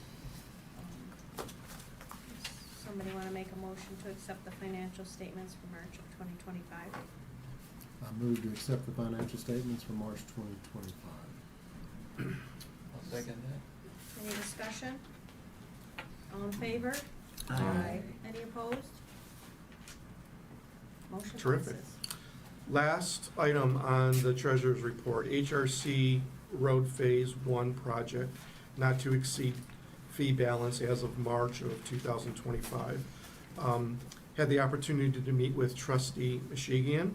We talked about oversight. We talked about making sure that we know where we're at, updated to the council. I went back and asked Brad Scheffler from HRC, and it's in your packet, is an actual invoice. It's the last invoice that we received from HRC. So at the bottom, he is placed on a current, prior, and year-to-date, and he will continue to do that as they go through it, of where we're at, what we spent, and what the limit is, which is the not-to-exceed number that we spoke about earlier of $680,100, and what is remaining, which is $506,205.81. So current year-to-date has been expensed as 25.25% is what we've spent of the not-to-exceed number. And we'll continue to provide this on a monthly basis. I'll update it and provide you with the invoice so that you can see the detail, who's doing what time's being expensed, and then the total balance Do of the you statement. get just an invoice once a month with all this detail? It depends. Typically, it's once a month with this detail, but we did have them add on the bottom of it. They used to break it out as well by project and type. But I wanted to make sure specifically because it was brought up at council that, hey, how are we measuring and how are we tracking more or less of where we're at compared to what the total not to exceed number is for them. No, I like the document. It's perfect, yeah. Okay. For me, it's perfect. Terrific. Well, then we'll continue to provide it. If there's any other suggestions or you want to see something differently, it's just a matter of me getting with Brad and HRC to come up with that. I just thought this was, instead of doing just like a statement by month with the numbers, I wanted to give you a little bit more information so that you can see exactly what the charges are going against. Any questions? No, good. Great. My job here is done for the evening. Unless anyone else has any other questions. Thank you very much, and thank you to Brad for, adding this and staying and. We'll double check that in there. It says the date, so look at today's date. Next month. So, last is trustee comments. We're gonna go around. Trustee Miller? Good job, you guys, on the, Very nice.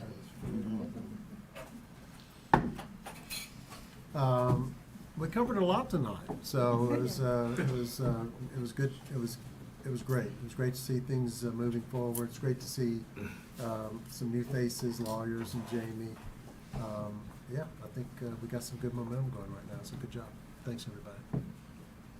Yeah, again, I bring from work that change is scary and change is good. So lots of change going on, and it's exciting to see how we can continue to, all the things that we have coming in front of us and all the people participating. It's going to be good. And I'm anxious to get as much information as soon as possible for the budget, because we're really up against a wall on it, especially with possibility of another 500,000 for old stage roads if we get the grant, and who knows what. So lots of pending huge expenses. Well, I welcome both Michael and Mary, and certainly Jamie as well. I think it's a great addition to our team, and we appreciate Brad. Brad's sitting back there going, oh, what about me? Brad too. We need help, and you're all right there taking care of us, so we appreciate that very much. I think pretty much everybody said the same thing, but welcome, guys. Mhm. Now that you've seen how we operate, sure you want to stay? They're not going anywhere. Yeah, but we do welcome you, and thanks, guys. I reiterate the same thing. Welcome, welcome, welcome. I look forward to the future. Thank you all for hanging in tonight. It was a lot. Thank you to our staff for putting it all together. I do need a motion to adjourn at 10:20. So moved. A second. Any discussion? No, no. All in favor? It's cold in here now. Passes. Meeting adjourned. I'd rather be cold than.